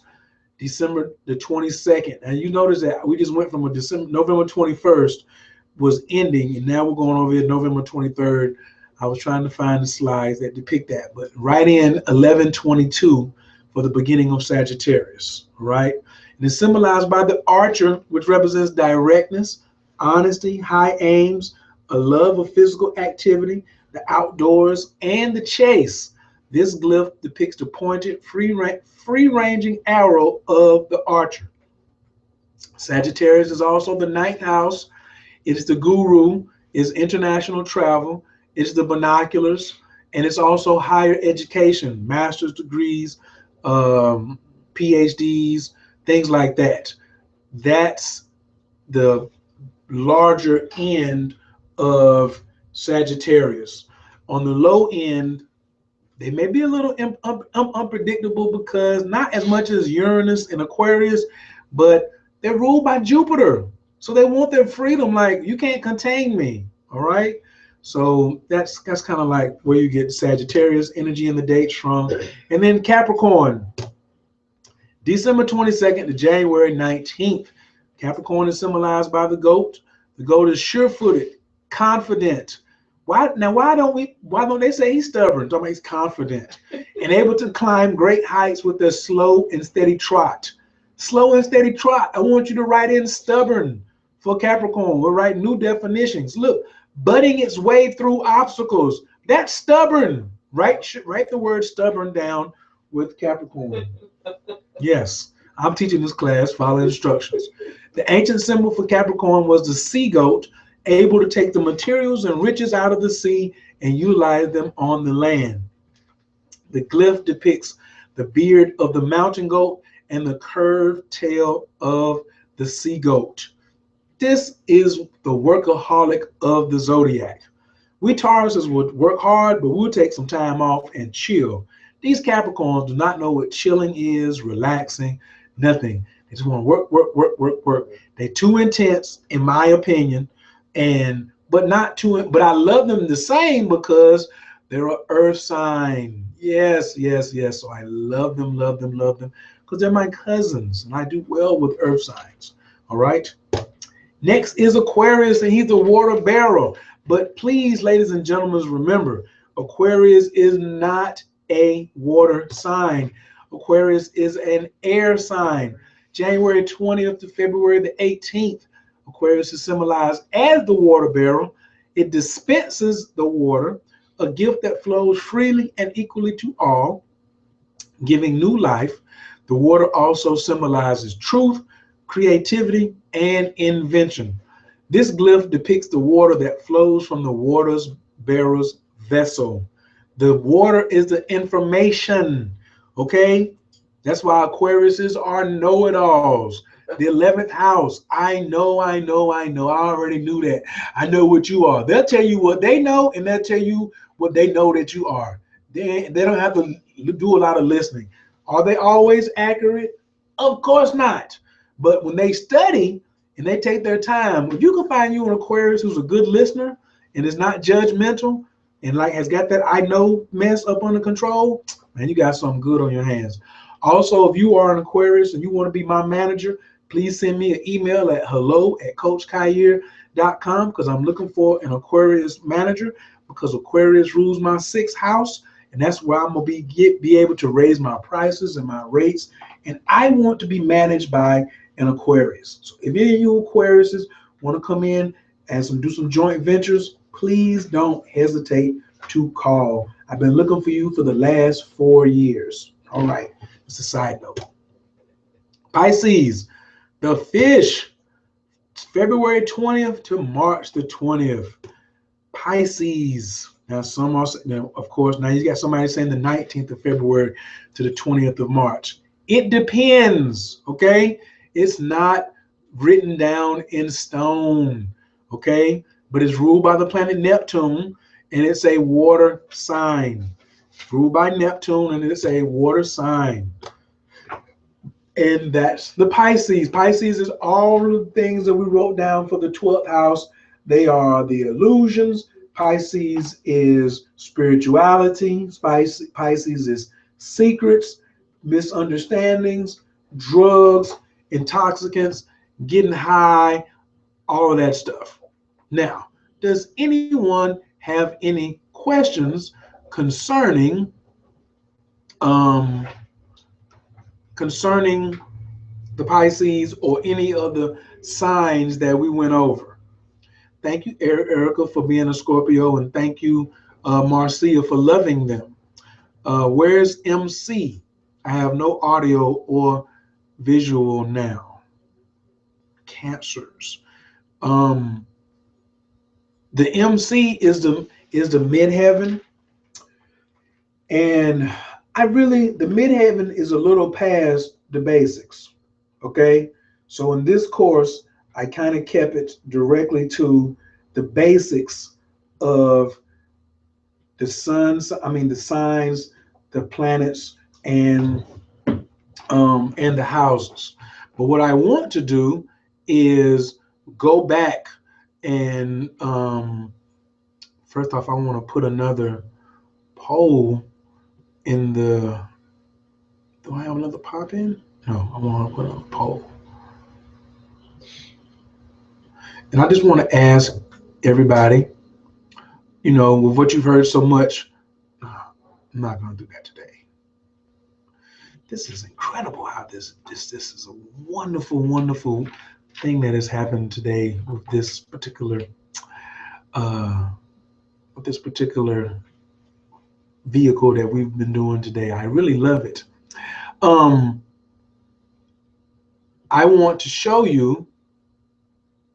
Can you give me the houses of each sign? The order in which I gave you the houses 1 through 12 is the exact same order that I gave you the signs. So Aries rules the first, Taurus rules the second, Gemini rules the third.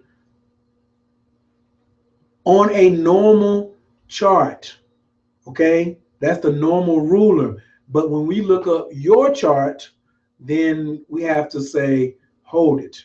Let me, because Aries doesn't rule the first house in my chart, okay?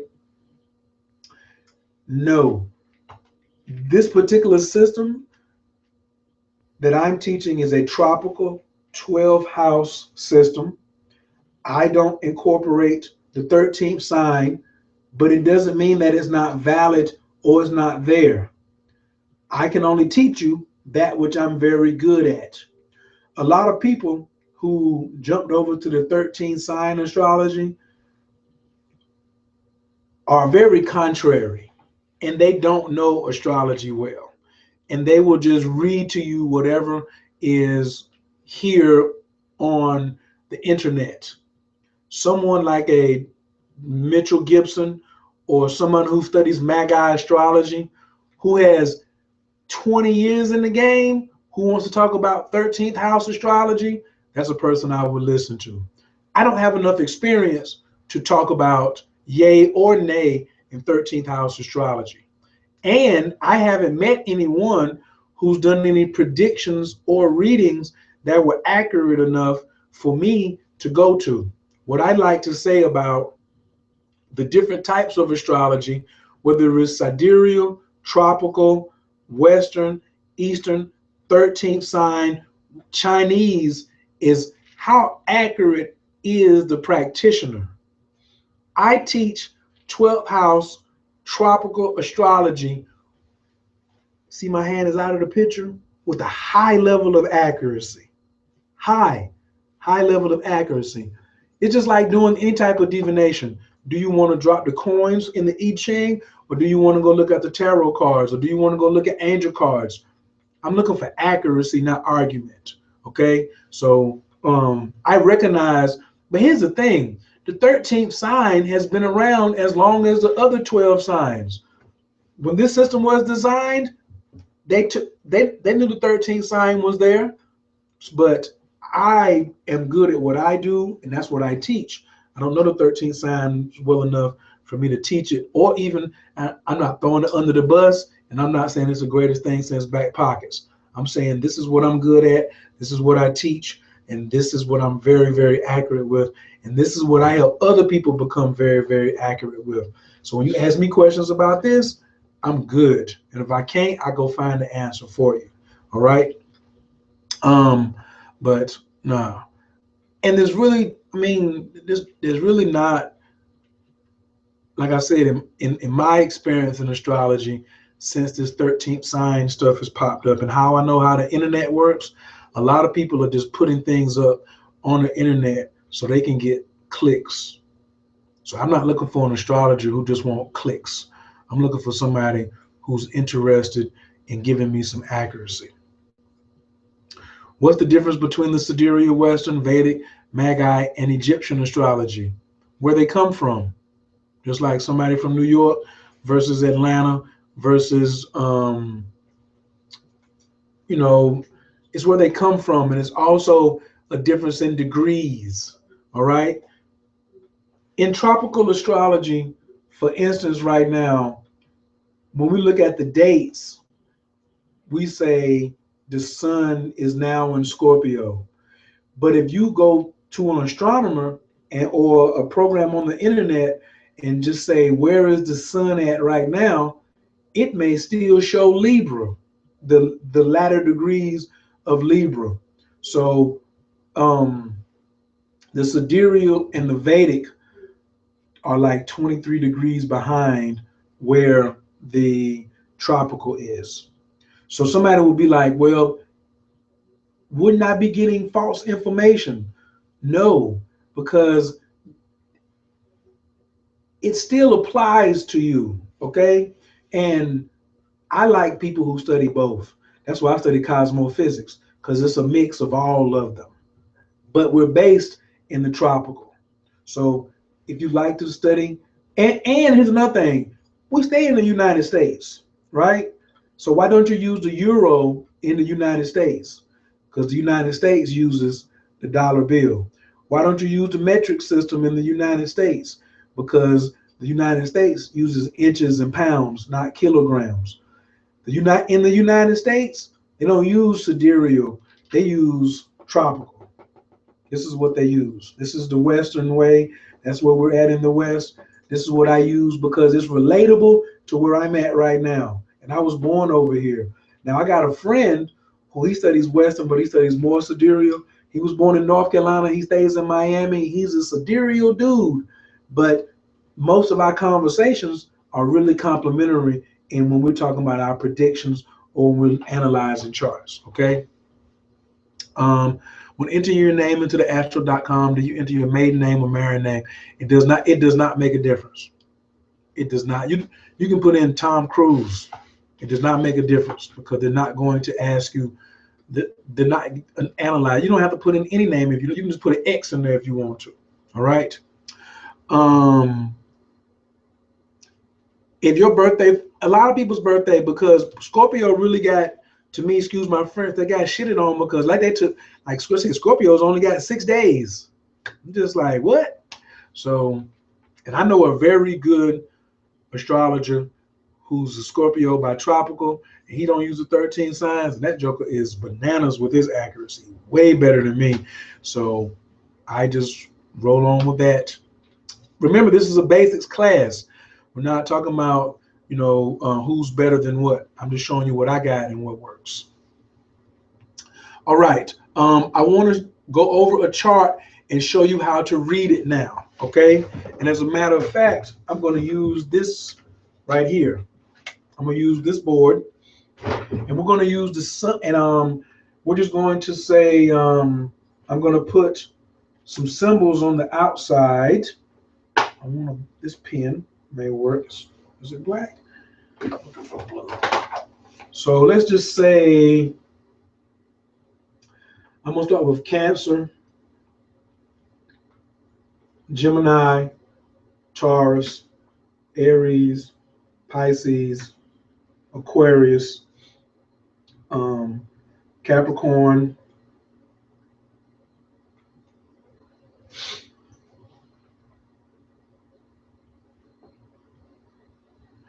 um, going backwards, of course, Sag, Scorpio, Libra, Virgo, and Leo. All right.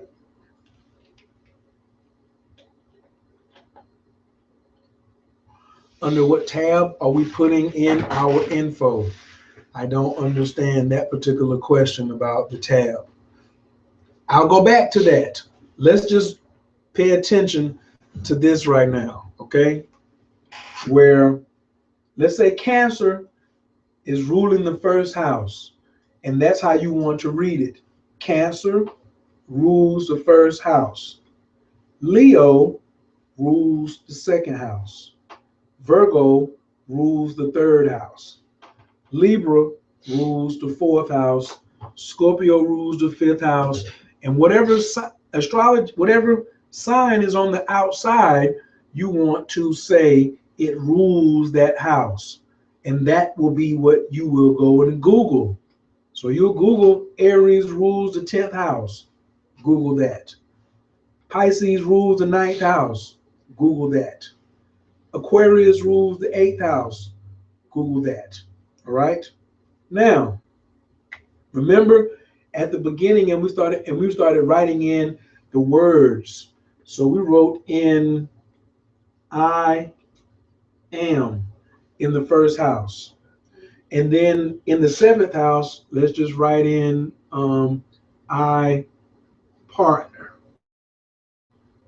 All right. Now, I am like a Cancer. That's how you would read that. I am like a Cancer. I partner like a Capricorn. I relate like a Capricorn. Okay. And in the second house, if we write I have, because the second house, the inside of the houses never change. The outside changes with the time. So it doesn't matter what time you were born, the inside of the houses stays the same. So I have like a Leo. This means I'm very proud of my possessions.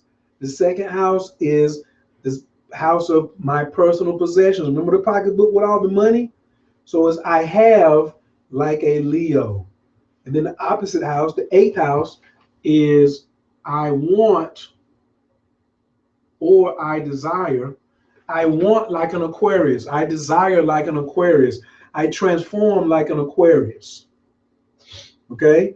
So that's how you would read it. It's, instead of just saying Aquarius rules the eighth, you can say I want or I desire like an Aquarius. Capricorn rules the seventh. I partner or I relate like a Capricorn. Cancer first house, Cancer rising. I am like a Cancer. That means you are sensitive like these Cancers. Magic is in your face. Remember, the first house is the face. It's, you initiate, also you initiate like a Cancer. Leo, I have like a Leo. Okay, does that make sense? I have like, I'm very prideful in the things that I own. And when it's time for me to go get my money, you don't want to stand in this person's way. No, no, no, no, no. And I mean, even if their sun sign, let's say their sun, for instance, let's say their sun sign is Pisces, all right? And their sun is in the ninth house. So we read sun in the ninth house in Pisces. That should be the first thing that you look for in your chart. Find your sun, read in to what house it's in, and then read out into what sign it's in. Then you could go Google that and say sun in the ninth house. And there'll be tons of interpretations. Sun in Pisces. Well, you've been reading your horoscope and been studying probably this one thing your whole entire life. But then what if you see Mars in the 11th house? So you've never studied Mars. You've never studied just what the aspects of Mars, because we haven't looked at all 10 planets. So now I would say Mars in the 11th in Taurus.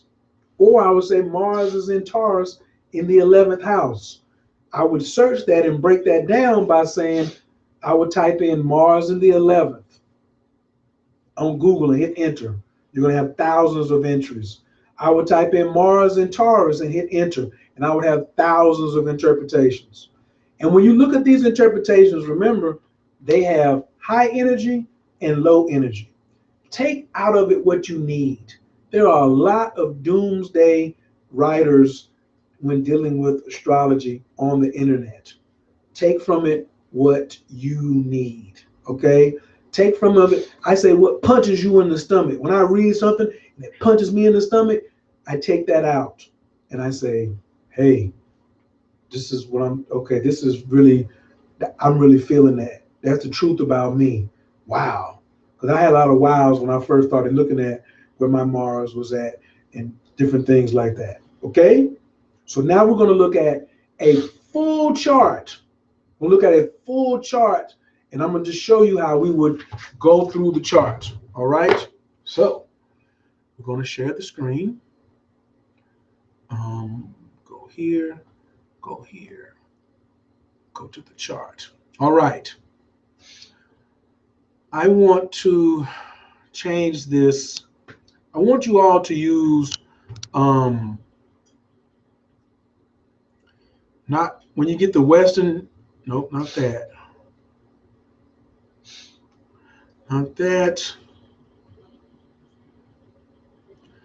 Where's the whole house at? Stop running away from me.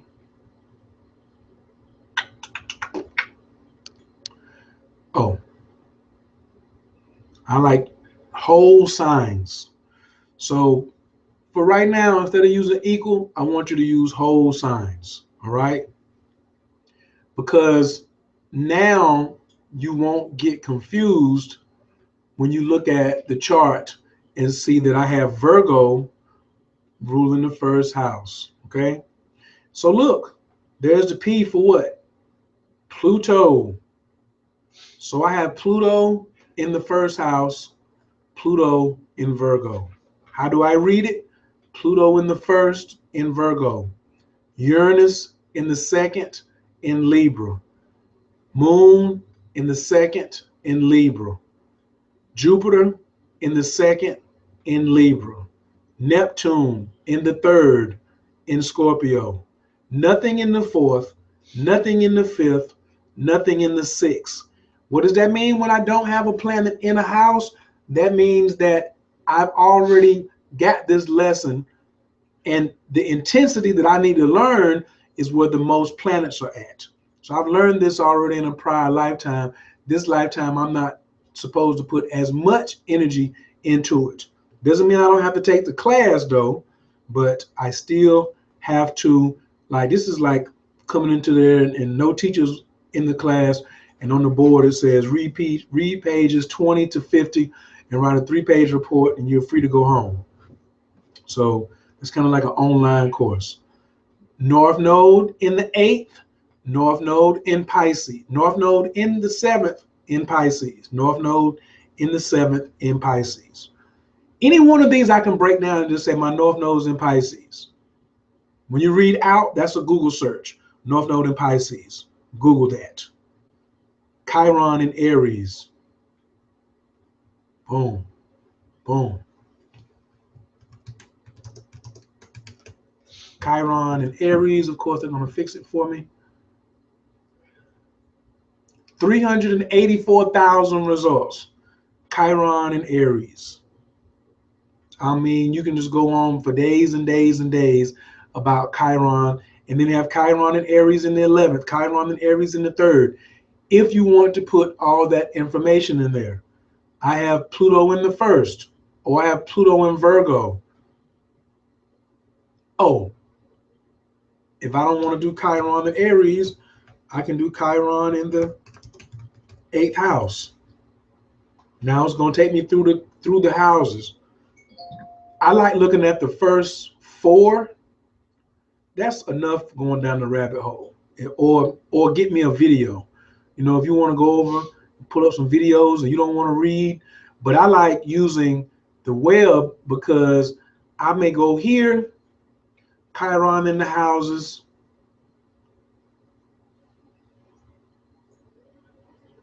go down to Chiron in the 8th, and I may copy this entire thing and then post this in a Word document so I can come back and look at it later. I don't want to write all that down, or I just may see emotionally it can manifest in great sorrow regarding death, possibly having death in the early childhood or having those close to you die. That is definitely me. So I may just want to copy that. You know what I'm saying?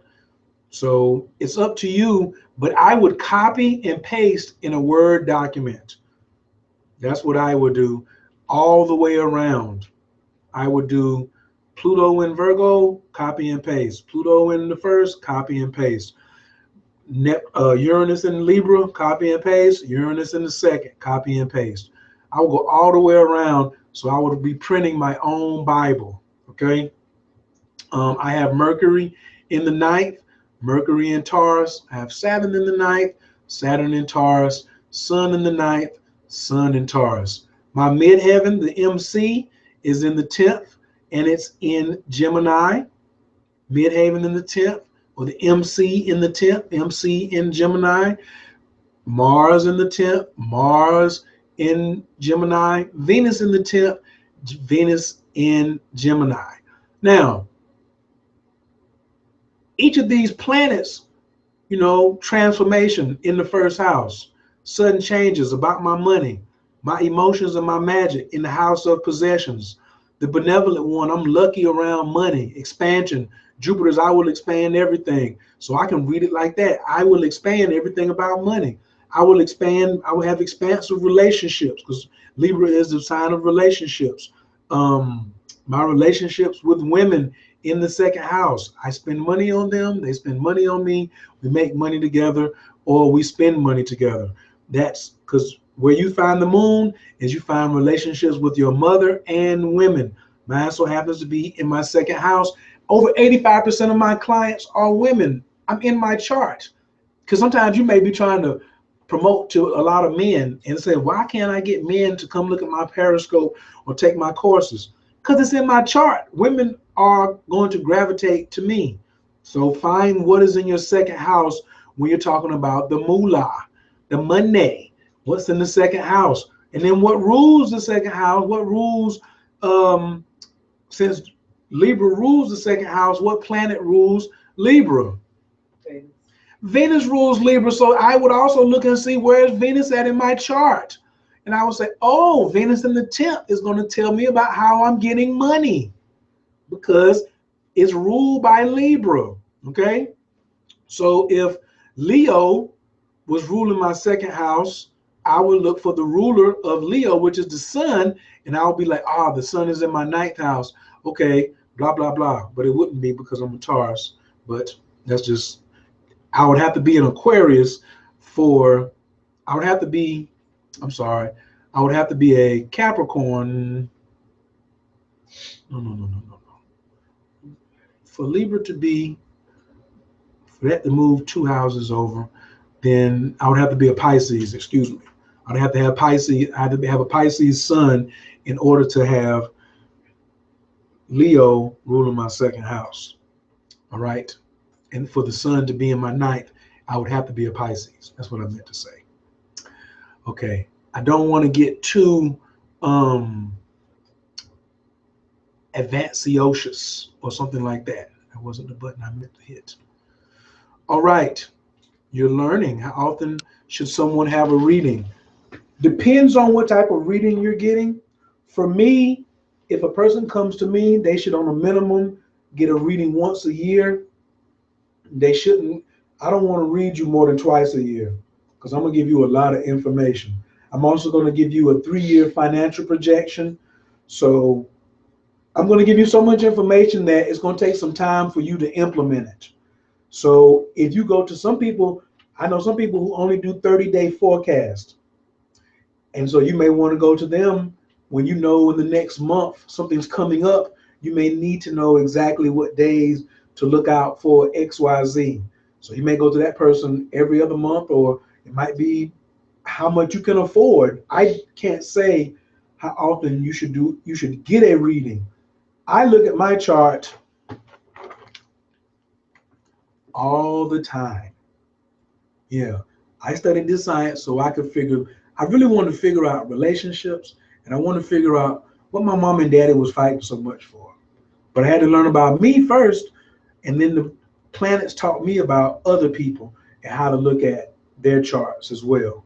So I started using astrology for relationships because I don't necessarily want to go through the same thing my parents went through, and it's up to me to fix whatever was wrong in that, as far as them not having, or my father, them, both of them, not having knowledge of this particular science, so they could have compromised or rationalized or realized that some things weren't going to change, because he was trying to change her and she was trying to change him. But when you look at their chart, it wasn't happening. And a lot of you who are looking at me right now think that you can change somebody. The only thing a person can do is go by their chart. Trying to change someone is like trying to change their blood type. Blood pressure, we can change. Social security number, we can change. Address and phone number, we can change. We can even change hair color. But you can't change blood type or birthday. This is it. This is your map. So that is why this is so important. Learning what your north node is and where the north node is at in your chart is very, very important for learning your purpose. I spend a lot of time just on north node. When I do a reading for someone, I spend about the first half hour on the north node. The plastic thing that I had. Oh, this is a 3D wheel. This is a 3D wheel. I'm sure somebody's about to ask me, where do you get one of these at? So let me hurry up and find it so I can post a link.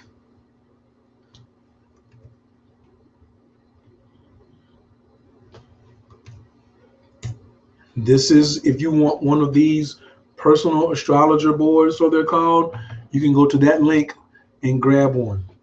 I knew somebody was going to ask. Look at LaShannon talking about where can I get one of those? Right there. Now, some of them are 50. There's 50, 75, and 100. I have two of them. The blue one obviously is the best seller because it's $100. I got that one first. Then I wanted another one. I needed some more pieces, so I bought the orange one, and then it was $50. But they charge you $20 for shipping. So you might as well look at it as, just add $20 to whatever that cost is. So yeah. Now you don't have to, I'm a borderline fanatic. So a cat, who's got two of these, but the orange one, I really like it, but I just use the blue one more. But it just depends on, what I'm looking at. You see them playing chess on Star Trek, where it was like this, and they was like one board was down here and one board was like that. You also have two charts. You have an earthly chart and you have a celestial chart.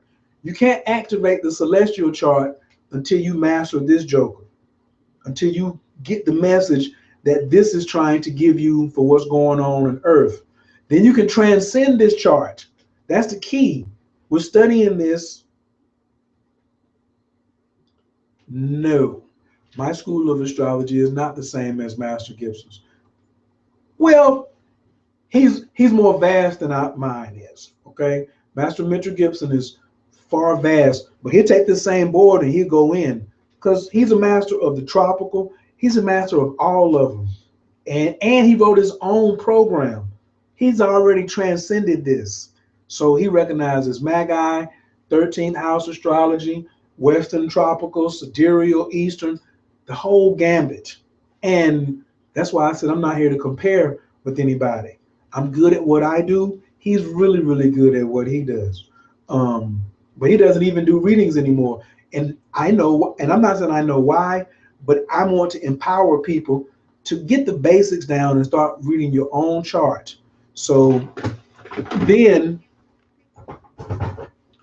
you can be empowered yourself to look up something.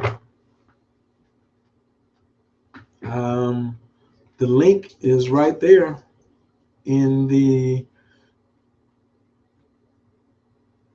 Google Magi Astrology, please. Magi Astrology is some old high-end good stuff. I want, that's my next school that I'm going to be in, and you can just type up Magi Astrology, that I think is .com, and they'll give you a much better definition than I would. I'm just telling you where to find it, okay? But start with this, start with the university, start with your classrooms. Remember, you're in the middle, and remember, you're the planets. Now, I got something for everybody.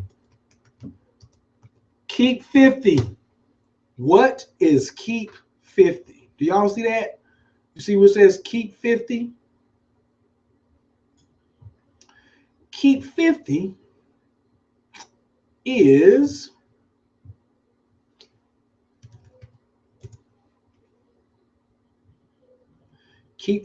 the discount code that I have if anyone is interested in going further in their studies of learning astrology. Okay, so I created a course, and I said it was 6 weeks. And if you study each module, one module per day, you can be finished in 6 weeks. But you have lifetime access to this course. All right. In this course, I give it all up. Like tonight, what we went over is kind of like what I went through in the first 3 or 4 modules of week 1. And it's like very, very, very simple, but it's just me and the board. See, and it's password protected. You don't have the password, you can't get in. But once you get the password, you stay in. So there's lesson 1, lesson 2, lesson 3, lesson 4, lesson 5, and lesson 6. You give me any comments, questions, or feedback through here, and this is where you submit your homework. All right. Lots of different things that we learned in the first week. The diurnal, definitely couldn't have got that done tonight. We go, far into what each sign, what each house represents, and the basics about what I call royal god astrology. All the way, and you see what it says? Start here and do not skip ahead, okay? It is video based. So don't come in and say, I already know astrology. I'm going to just go over here to week 4. You're going to be lost. That I can promise you. You can go over here to week 4 and you can be over here like, let me just jump over here to week 4, intros to transits. And you don't know what, look, I got the same shirt on right there. You don't know what the basics are. And especially you don't know how I explain them to you. You see what I'm saying? So it's really, really important that you stick to the script. Oh, wait a minute. Why do I keep doing that? So keep 50 is a discount. If you are not a member, click here to join now. When you click here, which is the same thing as join the course, you'll see that the normal price is $349. This is a $600 course or better, just for $100 a week to have me accessing and answering any questions and giving you everything I know about astrology, all the way up to the point where you can do readings. And I even talk about the business aspect of it, how much you should charge, so on and so forth. All right. When you add this to the chart, if you want to take this course, you will be given a $50 discount, and you will get this course for life for $299. $299 if you use the code KEEP50. Or you could bundle everything together and get a full astrological reading, moon magic for 1 month, get the whole astrology course, and this is the diamond package. Now, it does not expire Wednesday night. This is just an old flyer. So don't worry about expire Wednesday night. You can get this for $399. Right. So for $299, you can get this entire 6-week course. But for another $100, you can get a reading from me, 1 month of moon magic, and the course for $399. Same code, KEEP50. Now, if you say, hey, I can't muster up the whole $299 right now, but I see the value in this course, you can break it down into 3 payments of $135 3 times. That means the first time, your first payment will come out automatically, and then there will be 2 automatic deductions in 14-day increments after the first payment. And this is only for the Keep It Simple astrology course, not the diamond package. All right.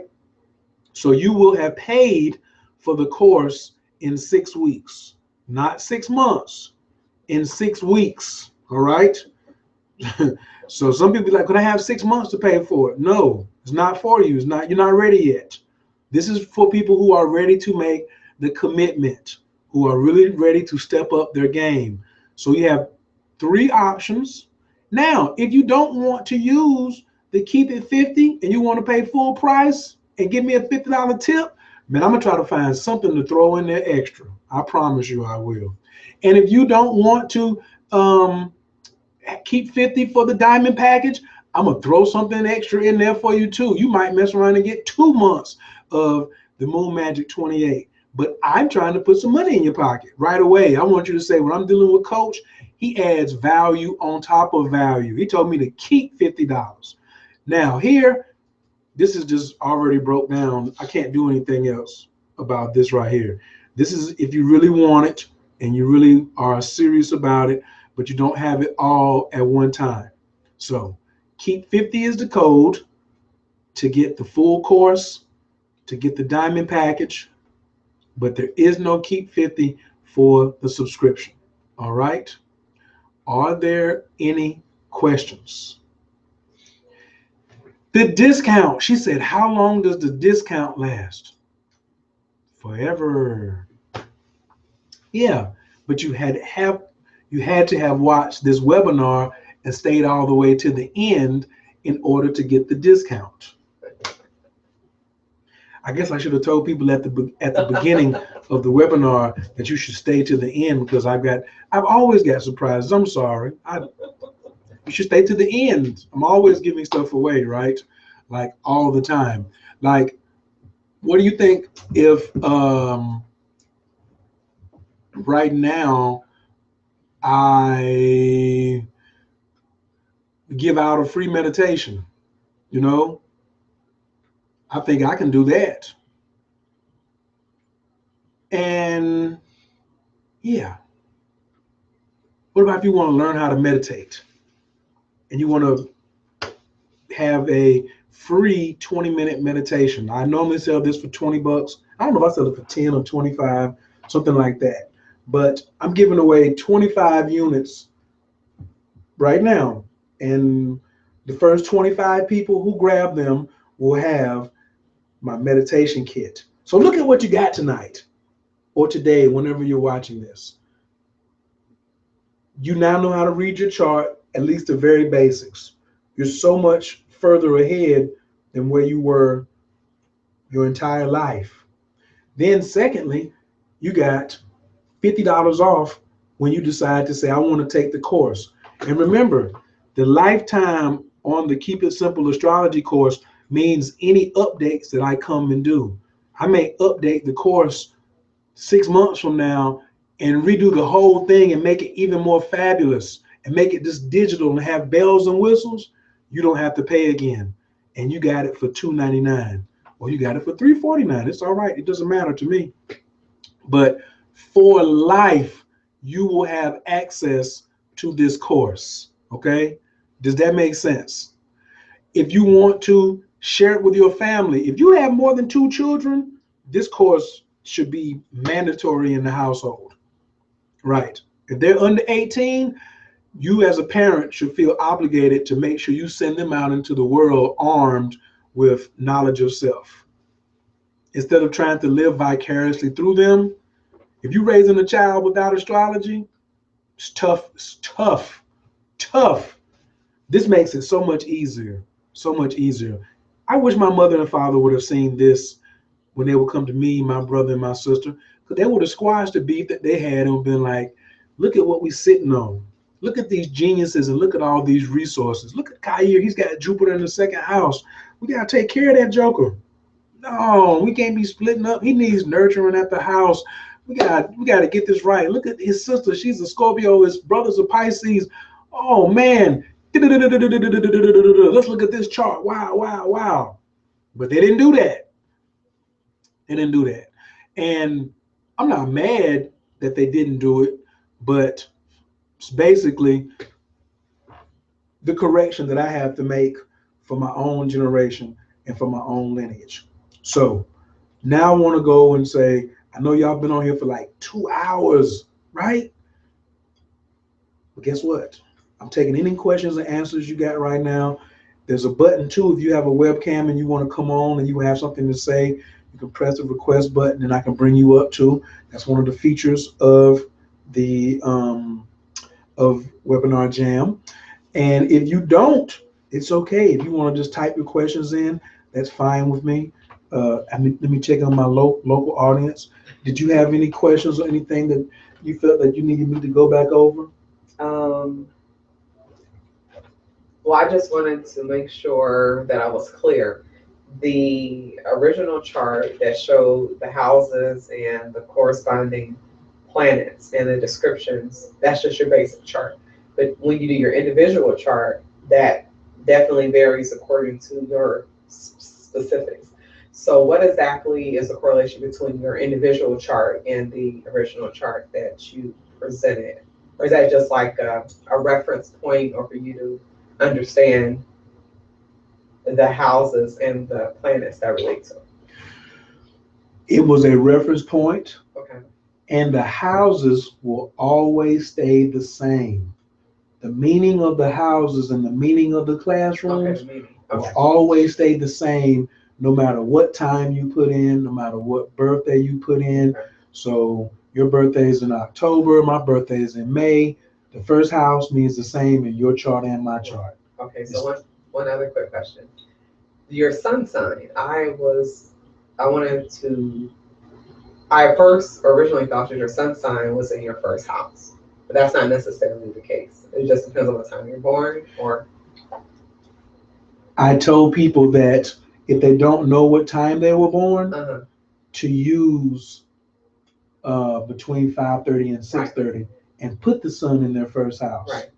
And then make an appointment with me so we can find out the time. Okay. Because the time is because every 2 hours, the sun changes house positions. I see. Okay. Because I just assumed that your sun sign was in the first house. I think it was because my sun sign was in my first house. You must have been born early in the morning.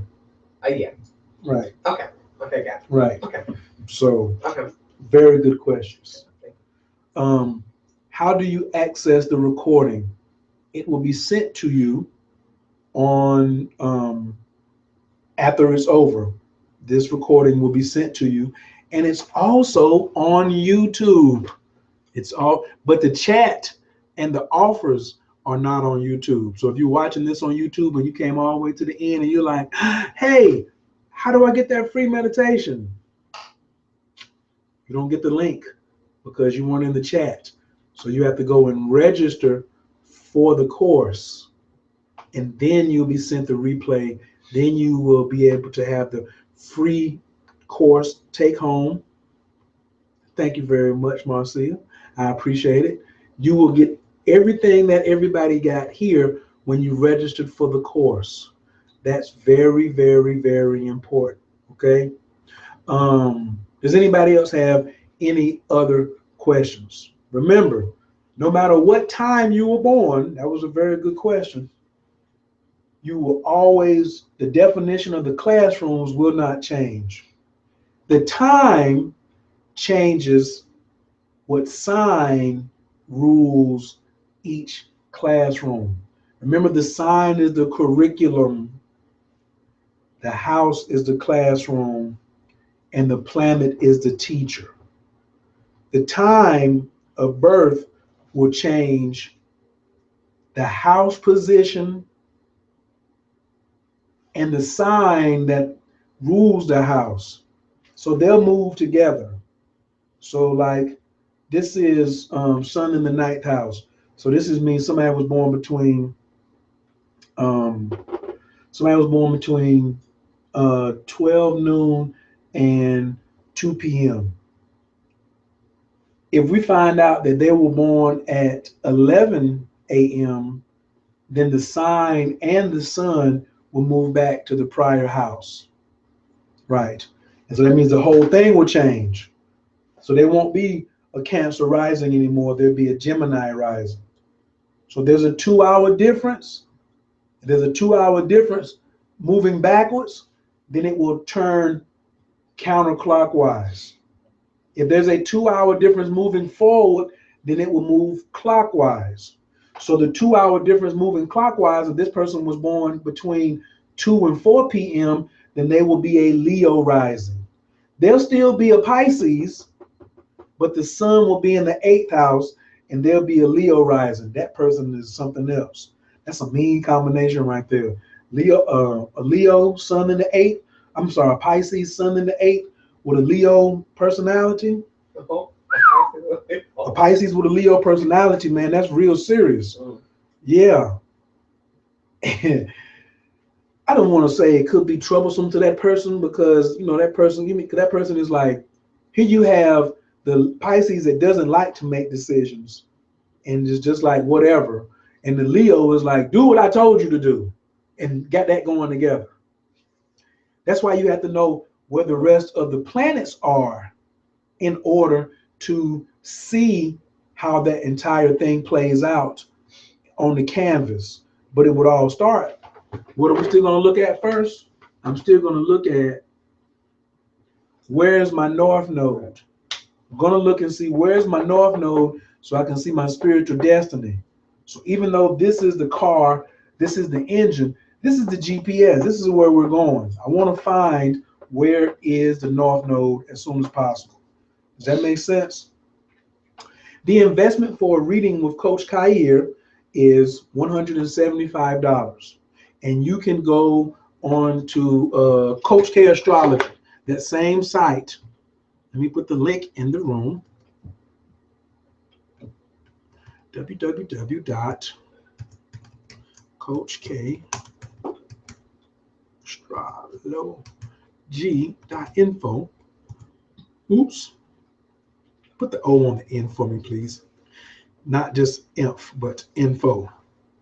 www.coachkastrology.info. Right. Omari, I appreciate it. Now, Moon Magic is about to start.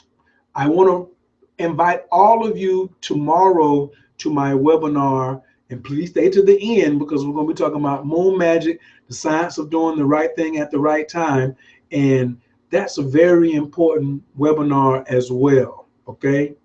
So you'll be able to catch that through a special link that I'll be sharing with you. And you always can go to moonmagic28.info to register for the next webinar. All right. Moonmagic28.info.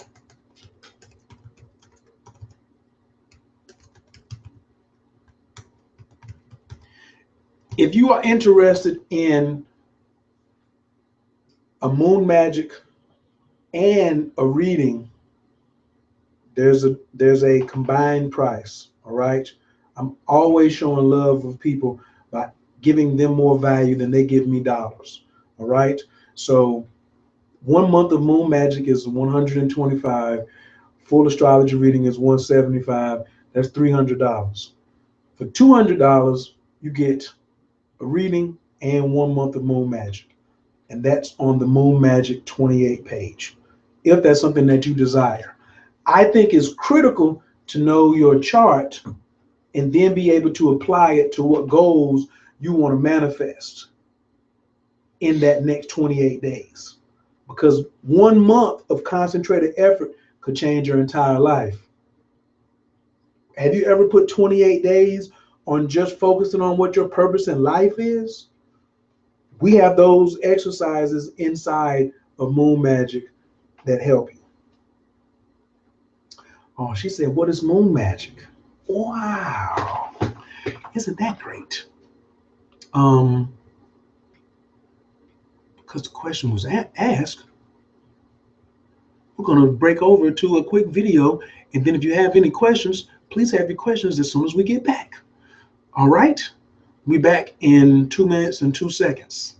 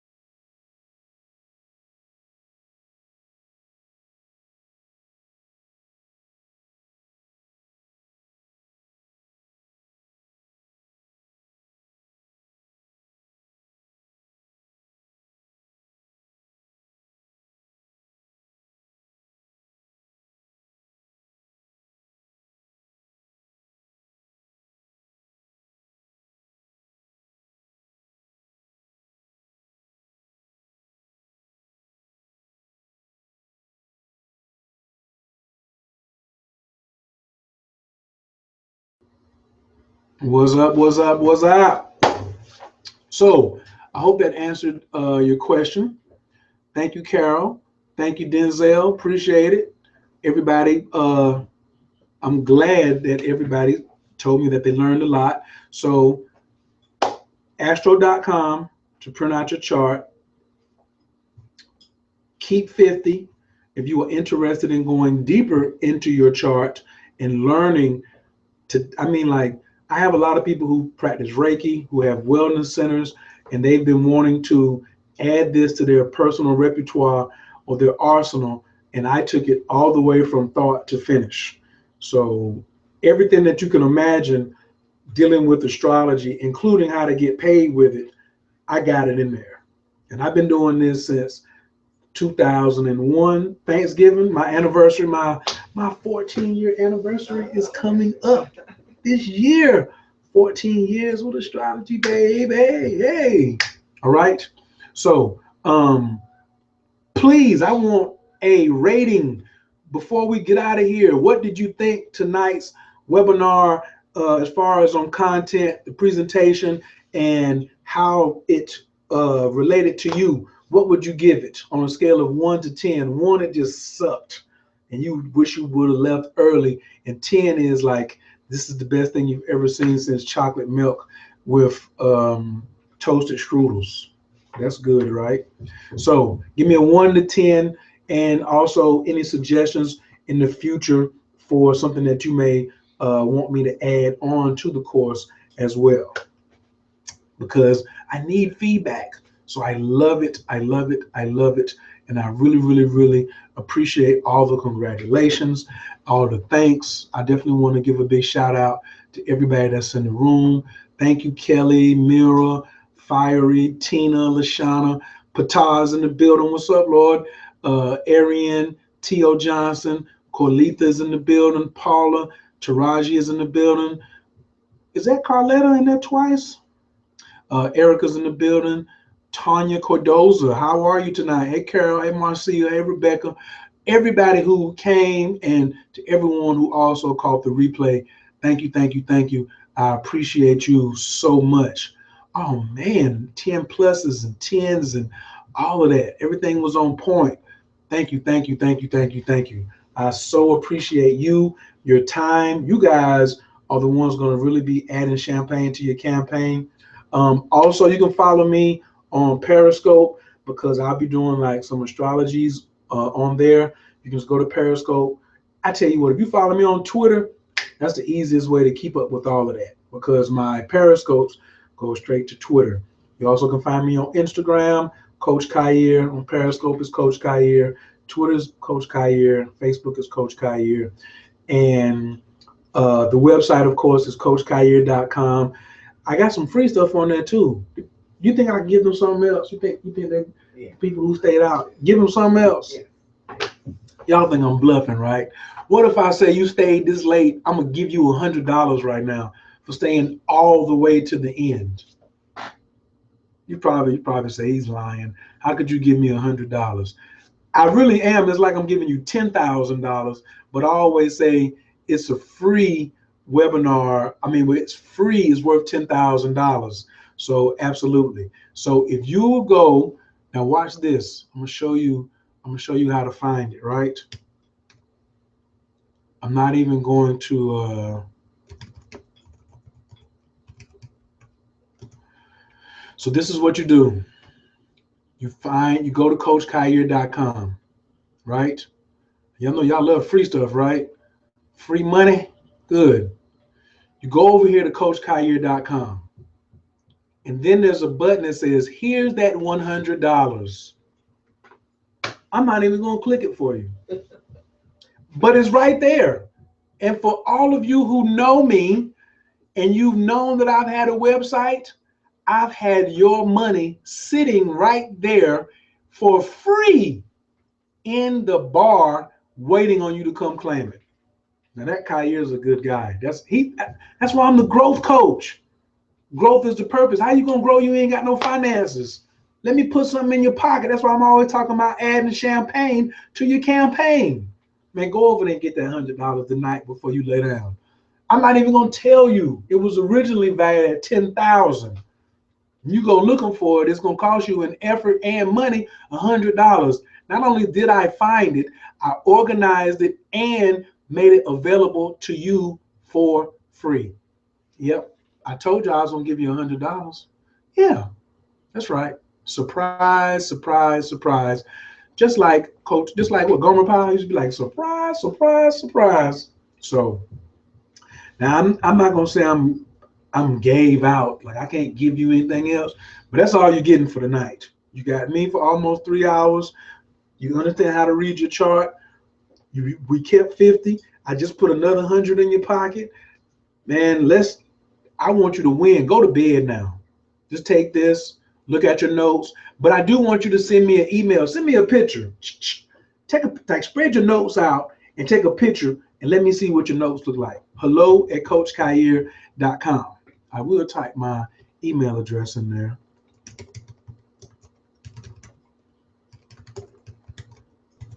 Take a picture of your notes on your phone and send it to me. Bam.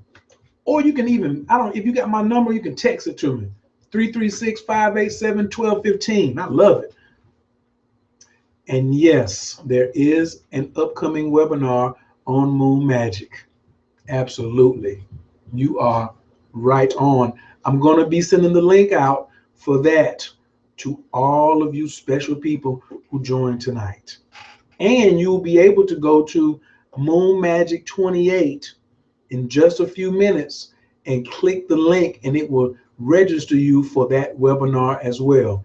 Because moon magic is like specifically with the moon, specifically. Like I don't deal with Mars and the sun and all of that. But once you know all of this, you can just get specific and get on that moon and just ride into exactly what you want. There's 8 phases, not just one or not just 2. Okay, I think the video explained it.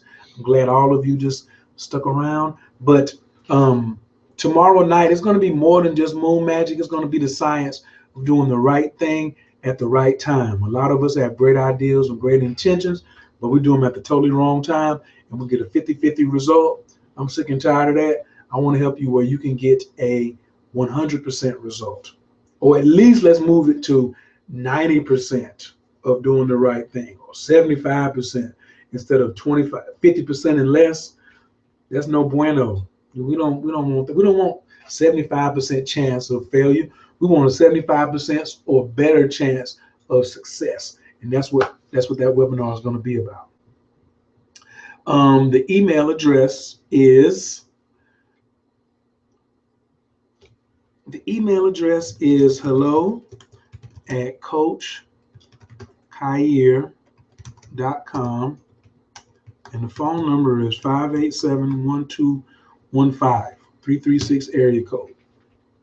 All righty. And I am so pleased that everyone came in today. I appreciate it. I got all 10s. I was trying. I need some water right now, some coffee. Maybe I might get a ride to the store and go get some nourishment. I don't know. I already ate already, so I'm good. But I might want some tea or something like that. So thank you all for joining.